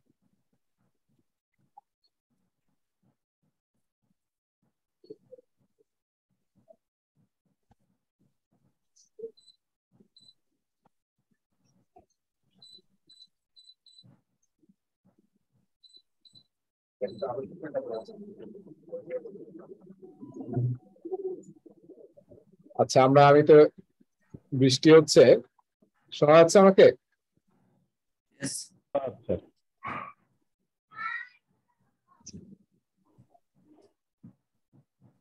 এমন জায়গায় স্টপ হলাম, আমরা একটু 10 মিনিটের মধ্যে একটু র্যাপ আপ করি। হ্যাঁ, নাহলে আসলে এই গোলমাল লেগে যাবে। ঠিক আছে, জি জি প্লিজ। সবার কাছে একটু 10 মিনিট দিচ্ছি আমি। এর মধ্যে যে আলোচনা করতে হবে তাই করবো, বাকিটা নেক্সট ডে আলোচনা করবো। আচ্ছা দেখেন, আমরা কি করি, একটা তাহলে মানে কি করে, প্রোডাক্ট ওনার এই প্রোডাক্ট ব্যাকলগটা তৈরি করে। করার পরে এখন যখন আমরা ডিসাইড করলাম যে আমরা 2 সপ্তাহের ইটারেশন করব, এবং টিম তৈরি হয়ে গেল আমাদের, এই যেগুলো নিয়ে আলোচনা করলাম, টিম লিড, প্রোডাক্ট ওনার, টিম লিড সব তৈরি হয়ে গেছে, প্রোডাক্ট ব্যাকলগ আমরা তৈরি করে ফেলেছি। এটা একদিনে হবে না, এটা কিন্তু বাড়তে থাকবে। মনে রাখতে হবে এটা কি হবে, যেটা অ্যাজাইল, এটা কিন্তু এনহান্স হয়ে থাকবে প্রোডাক্ট ব্যাকলগ, যেটা ওয়েলকাম চেঞ্জ। ওকে, তাহলে আমরা কি করব, প্রথম দিন, এই যে ফার্স্ট ডেতে প্রথম দিন আমরা কি করব, ইটারেশন প্ল্যানিং করব। এই যে এটা প্রথম দিন, প্রথম কাজ হচ্ছে ইটারেশন প্ল্যানিং করা। 2-3 ঘন্টার মধ্যে আমরা প্ল্যানিং করব। কি প্ল্যানিং করব, এই প্ল্যানিং এর 2টা ফেজ, সবাই একটু মনে রাখি, 2টা ফেজ। প্রথম ফেজে আমরা সেট করি হোয়াই এবং হোয়াট, প্রথম ফেজে। আর সেকেন্ড ফেজে হচ্ছে হাউ। ঠিক আছে, তাহলে আমরা এটা কি বলতেছি, ইটারেশন প্ল্যানিং, আইপি বললাম আমি। ইটারেশন প্ল্যানিং এর 2টা ফেজে করি। প্রথম ফেজে আমরা সেট করি এই ইটারেশন আমরা কি ডেলিভারি দেব, আমাদের গোলটা কি, সেটা হচ্ছে হোয়াই। এই হোয়াইটা সবাই মিলে ডিসাইড করব, কিন্তু মেইন রেসপন্সিবিলিটি হচ্ছে প্রোডাক্ট ওনারের। এই 2 সপ্তাহে আমরা কি করতে চাই না, মানে আমাদের গোলটা কি, পুরো টিমের গোল কি, এটা। এই গোলটা অবশ্যই করতে হবে কি, স্মার্ট ফলো করে। স্মার্ট তো আমরা জানি, তাই না? স্মার্ট ফলো করে করতে হবে। এরপরে হোয়াট মানে এটা কিন্তু কার, এই হোয়াই এবং হোয়াটের পুরো দায়িত্ব প্রোডাক্ট ওনারের। হোয়াট হচ্ছে, এখন প্রোডাক্ট ওনার বলবে যে আমরা আসলে এই 3টা বা 4টা আইটেম, এই যে টপে দেখছি, এই 4টা আইটেম নিয়ে আমরা এই ইটারেশনে কাজ করব।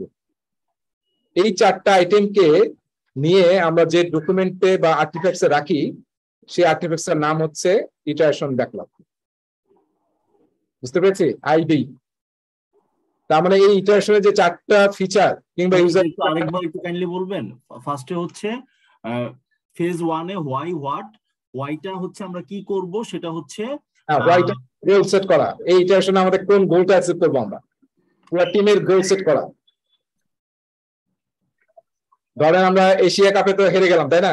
গতকালের ম্যাচটা খুবই ভালো হয়েছিল। আচ্ছা যাই হোক, প্রতিটা ম্যাচ কি আমাদের গোল ঠিক করি না, আজকে আমাদের জিততেই হবে। পুরা তো আছে, এশিয়া কাপের আমাদের প্ল্যান আছে, কিন্তু মেইন কি, প্রতিটা ম্যাচে কিন্তু আমাদের একটা গোল আছে। আর হোয়াট মানে হচ্ছে এই ম্যাচে আমরা কিভাবে খেলবো, কি খেলবো। হোয়াই মানে হচ্ছে গোল, একটু লিখে রাখেন, হোয়াই মানে গোল বা ভিশন। আর হোয়াট মানে হচ্ছে কি করবো, scope. What are the items, user স্টোরিগুলো কোন ইউজার স্টোরি আমরা ডেলিভারি দেবো, সেটা ডিসাইড করবো হচ্ছে প্রোডাক্ট ওনার। ডিসাইড করার পর এই 4টা আইটেম আমরা নিয়ে আসবো কোথায়, ইটারেশন ব্যাকলগে। দেখেন আমরা এই আইটেমটাকে ইউজ করতেছি। Already we have discussed about product backlog, now we are talking about iteration backlog কিংবা স্প্রিন্ট ব্যাকলগ। এটা আমরা এখানে নিয়ে আসলাম। তাহলে এটা কে ডিসাইড করলো, প্রোডাক্ট ওনার। এইটাই হচ্ছে প্রোডাক্ট ওনারের কাজ। এরপরে হাউ শুরু হবে। হাউ মানে এই যে বললাম যে 4টা ইউজার স্টোরি নিয়েছি, 1 2 3 4, এই 4টা ইউজার স্টোরি আমরা কিভাবে ডেলিভারি দেব, কি কি কাজ করতে হবে, এই হাউ এর ব্যাপারে কে ডিসিশন নেবে? টিম। টিমে আমরা বলেছিলাম না ওয়ার্ক, এর পাশে লিখে রাখেন হাউ, ঠিক আছে। আর প্রোডাক্ট ওনারে আমরা বলেছিলাম ভ্যালু, এর পাশে লিখে রাখেন ওয়াই এবং হোয়াট। তাহলে প্রোডাক্ট ওনার ডিসাইড করবে যে এই কাজগুলো আমি এখন কিভাবে করব, কে করবে, কখন করবে, ঠিক আছে, কোনটা আগে করতে হবে, কোনটা পরে করতে হবে, কোন কাজ করতে কত ঘন্টা লাগবে, কত সময় লাগবে। Everything will be decided by the team, because team is the self-organizing team. They are cross-functional, they are T-shaped, they are generalized specialists, and they are dedicated for this work. এখানে কিন্তু বিশাল পার্থক্য আছে ট্রেডিশনাল প্রজেক্টের সাথে। Traditional প্রজেক্টে normally project manager এগুলো assign করে, এবং আমরা অ্যাজাইলে একটা টার্ম ইউজ করি, লিখে রাখেন সাইন আপ। এখানে আপনার জুকারবার্গকে চেনেন? জুকারবার্গ, জি। জুকারবার্গ কি আপনাকে রিকোয়েস্ট করছিল ফেসবুকের অ্যাকাউন্ট খোলার জন্য? না। আপনার সমস্ত পার্সোনাল ইনফরমেশন, আপনার ছবি, আপনার ওয়াইফের ছবি, বাচ্চার ছবি দিতে বলছে? কে কে দেই নাই বলেন? এভরিওয়ান। তার মানে উই হ্যাভ সাইন্ড আপ, নিজেরাই বলছে যে আমরা খুব খুশি এটা দেওয়ার জন্য। সাইন আপ মানে কেউ আপনাকে বলে নাই, আপনি নিজেই সাইন আপ করেছেন। অ্যাজাইল টিম শব্দটা কেউ অ্যাসাইন করবে এরকম না, নিজেই সাইন আপ করে যে আমি এই কাজটা আমি পারি, আমি নেব, ঠিক আছে, এই দায়িত্বটা আছে আজকে আমার, আজকে পিন চিটার হিসেবে মেহেদি নামবো, এরকম আর কি। সো সাইন আপ শব্দটা লিখে রাখি। অ্যাজাইলে কিন্তু কাজ কেউ কাউকে অ্যাসাইন করে না, জেনারেলি সবাই সাইন আপ।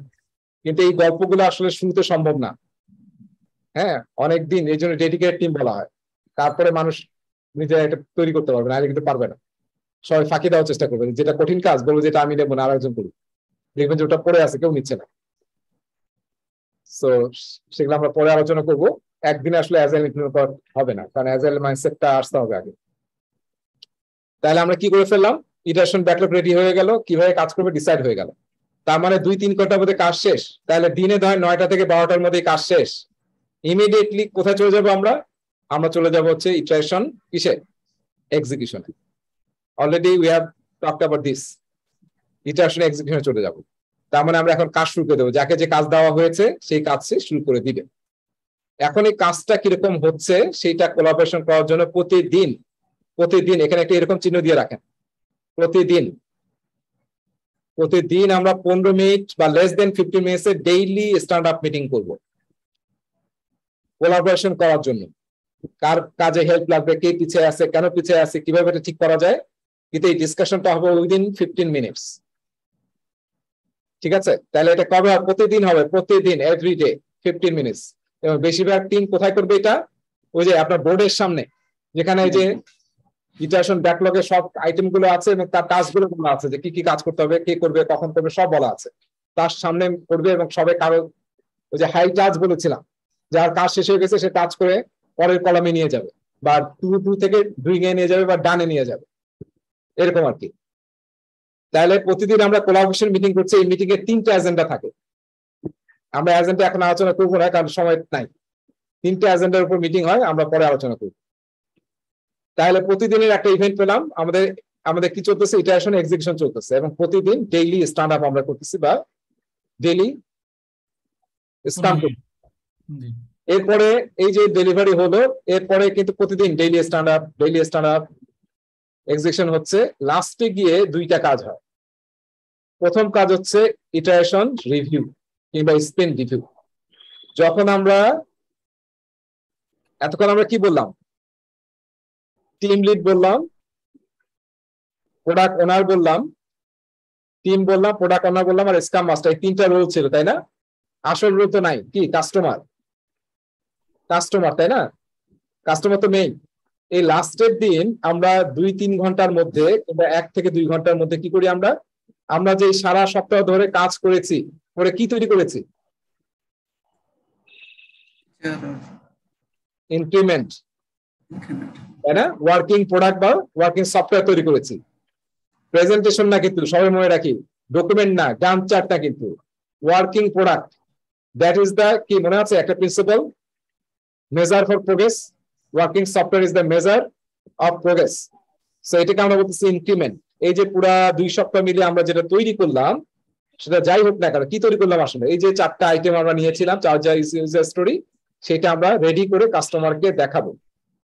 এটাকে আমরা বলতেছি ইটারেশন রিভিউ। কেন দেখাবো? To get that feedback.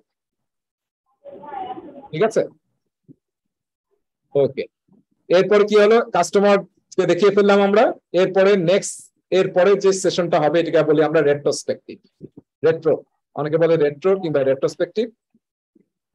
এখানে আসলে আমরা এই সময় কাস্টমার থাকবে না, মনে রাখি এটা আমাদের টিমের analysis. How do we perform better, আমাদের প্রসেসে কোনো গোলমাল ছিল কিনা, কে কেন একজন খারাপ কাজ করলো, এমন কোনো কাজ করেছি যেটা কোনো ভ্যালু অ্যাড করেনি, এটা আমরা বলি ইন্ট্রোস্পেকশন, রেট্রোস্পেকশন। এগুলো আমরা করবো এখানে। কেন? তার মানে আমরা কি করবো, ইন্সপেক্ট এন্ড অ্যাডাপ্ট করে আরো কন্টিনিউয়াসলি ইমপ্রুভ করার চেষ্টা করবো, সিআই। এটাকে আমরা বলছি রেট্রোস্পেক্টিভ। তাহলে আমরা দেখেছি এই যে রেট্রোস্পেক্টিভ করলাম, ইটারেশন রিভিউ করলাম, ডেইলি স্ট্যান্ডার্ড ডিসকাস করলাম, বাদ কি আছে দেখেছেন? ব্যাকলগ গ্রুমিং, এই একটাই ডিসকাশন বাকি। ব্যাকলগ গ্রুমিং হচ্ছে সবাই লাস্ট, এটা আমাদের লাস্ট কথা। ব্যাকলগ গ্রুমিং হচ্ছে এই যে প্রোডাক্ট ব্যাকলগে 4টা আইটেম নিয়ে আমরা কাজ শুরু করেছি, বাকি আইটেম গুলো আছে না, সেগুলো কিন্তু এখনো আমরা ডিটেইল প্ল্যানিং করিনি। তাহলে এগুলো কখন প্ল্যানিং করব? এই প্ল্যানিং করার জন্য আমরা এটাকে বলি রিফাইনমেন্ট, এই প্রোডাক্ট ব্যাকলগ রিফাইনমেন্ট। তার মানে আমি ফিউচারে যে ইটারেশন করব, সেই ইটারেশনটা করার জন্য যে আমরা আইটেম গুলো নেবো, নেক্সট 2-3টা আইটেম, সেগুলোকে এখন রিফাইন করতে হবে। কোনো রিকোয়ারমেন্ট ক্লিয়ার না, হ্যাঁ রিকোয়ারমেন্ট এখনো বুঝতে পাইনি আমরা, কাস্টমারের সাথে আরো ডিসকাস করতে হবে, কোনো একটা মিটিং করতে হবে, প্রোডাক্ট ওনার এখনো কনফিউজড বা টিম কনফিউজ, এরকম যে টিম জিনিসগুলোকে নিয়ে তারা পরের ইটারেশনে কাজ করবে, সেগুলোকে তারা রিফাইন করে বা গ্রুমিং করে। এটিকে বলে আমরা ইটারেশন ব্যাকলগ গ্রুমিং কিংবা রিফাইনমেন্ট। এটা কখন করা হয়? এই যে পুরো 10 দিনের মধ্যে, হ্যাঁ, পার উইক 1 ঘন্টা কিংবা অনেকে 10% টাইম ইউজ করে। আমার মনে হয় সবচেয়ে ভালো প্র্যাকটিস আছে 10% টাইম। পুরা ইটারেশনে কত ঘন্টা? 80 ঘন্টা। 80 ঘন্টা। তার মানে অনেকে 8 থেকে 10 ঘন্টা এই সময়টা একদিনে না, এটা আসলে বিভিন্ন সময়, ধরেন আজকে আমরা 1 ঘন্টা করলাম, হ্যাঁ, আরেকদিন 2 ঘন্টা করলাম, এরকম। আমাদের অ্যাজাইল প্র্যাকটিস যেটা আছে, প্রতি সপ্তাহে মানে 5 দিনে 1 ঘন্টা আমরা রিফাইনমেন্ট করি। তার মানে 2 সপ্তাহে ইটারেশনে 2 ঘন্টা করি আমরা। কিন্তু অনেক প্র্যাকটিসে বলা আছে 10% টাইম, হ্যাঁ, প্রায় 8 ঘন্টা বা 10 ঘন্টা সময় আমরা 8 ঘন্টা সময় আমরা ইউজ করি রিফাইনমেন্টের জন্য। এই রিফাইনমেন্টটা এই ব্যাকলগ নিয়ে না, কিন্তু পরবর্তী ইটারেশনে কি কাজ করব সেটাকে আসলে প্ল্যানিং করার জন্য আমরা এটা আগে থেকে করে রাখি, যাতে আমাদের পরবর্তী কাজে যখন ইটারেশন প্ল্যানিং করব তখন যাতে সময়টা কম লাগে। ঠিক আছে, গ্রুমিংটা আরেকবার বলবেন প্লিজ। কোনটা? Grooming, backlog grooming. হ্যাঁ, গ্রুমিং মানে হচ্ছে আমি এই ইটারেশনে কাজ অলরেডি ডিসাইডেড এবং আমরা কাজ করতেছি, কিন্তু ফিউচারের কাজগুলো কিন্তু এখন আমরা ডিটেইল প্ল্যানিং করিনি, তাই না? যে এগুলো তো নেওয়া হয়ে গেছে অলরেডি, নিচের গুলো, এগুলোকে আমরা তখন রিফাইন করি, মানে আরো স্লিম করি, আরো ডিটেইল করি। কোনো যদি রিকোয়ারমেন্ট বুঝতে বাকি থাকে সেগুলো আমরা কাস্টমারের সাথে ডিসকাস করি, ওরা কারোর সাথে মিটিং করি, এগুলো আর কি করে আমরা ওটাকে রিফাইন করি, যাতে আমরা যখন পরবর্তী ইটারেশনে আমরা ইটারেশন প্ল্যানিং করবো যাতে সময় কম লাগে। কারণ এই সময় গিয়ে মনে রাখেন, এই সময় তো 2-3 ঘন্টা সময়। এখন যদি আমার কোনো কাস্টমারকে ডাকা লাগে তাহলে তো সময় আজ থাকবে, তার সাথে meeting immediately real time arrange করতে পারবো না। এইসব কাজগুলো আমরা এই রিফাইনমেন্টে করি, যেটা হচ্ছে টোটাল ইটারেশনের 10% টাইম আমরা ইউজ করি। তার মানে 8 ঘন্টার মতো আমরা, এটা একদিনে না, যে মানে ভাগ করে করে, হয়তো মঙ্গলবারে করলাম, একদিনে হয়তো বৃহস্পতিবারে করলাম, অন্য সপ্তাহে সোমবারে করলাম, এরকম নিজেরা প্ল্যান করে নেয় আর কি। ওকে, লাস্ট এই ছবিতে 2-1টা জিনিস একে আমি শেষ করছি, কি ব্যাখ্যা করবো না। একটা হচ্ছে ডেফিনেশন অফ রেডি, লিখে রাখেন DOR, ডেফিনেশন অফ রেডি। আরেকটা হচ্ছে DOD, ডেফিনেশন অফ ডান। আরেকটা হচ্ছে অ্যাকসেপ্টেন্স ক্রাইটেরিয়া। এই 3টা টার্ম নেক্সট ক্লাসে আমরা আলোচনা দিয়ে শুরু করবো। Acceptance criteria, acceptance criteria. এখানেও লিখে রাখেন, এই যে রিভিউ এর পাশে লিখে রাখেন ডেফিনেশন অফ ডান। ঠিক আছে, আর আরেকটা জিনিস লিখে রাখেন, আমরা ইটারেশন রিভিউতে আমরা রিভিউ করি প্রোডাক্ট, বা ইনক্রিমেন্ট, তাই না? লিখে রাখেন প্রোডাক্ট আমরা রিভিউ করি। আর এই রেট্রোস্পেক্টে আমরা কি রিভিউ করি আসলে?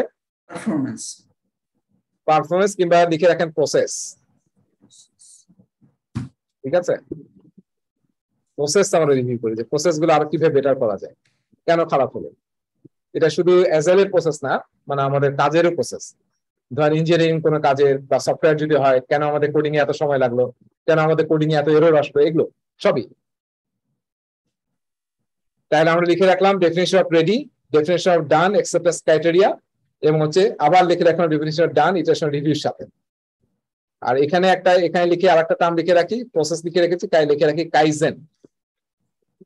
কাইজেন লিখে রাখি। ছবিটা আমি সেভ করছি, আপনারা স্ক্রিনশট নেন একটু কাইন্ডলি, স্ক্রিনশট নিয়ে রাখেন। আমি ছবিটা সেভ করছি, এটা দেব। আমরা যে 2-3টা জিনিস বাকি থাকলো ওটা আমরা নেক্সট ক্লাসে আলোচনা করলে আমাদের আলোচনা শেষ। এই যে আমরা প্রায় 45 মিনিট সময় চলে গেল। আপনারা এই অংশটা আবার একটু ভিডিওটা দেখবেন এবং আপনারা এটা একটু কাইন্ডলি ড্র করবেন খুব সুন্দর করে। ড্র করে এই যে আমাদের মঙ্গলবার ক্লাস হবে তার আগে যে কোনো একদিন আমাকে একটু ছবি তুলে পাঠিয়ে দেবেন।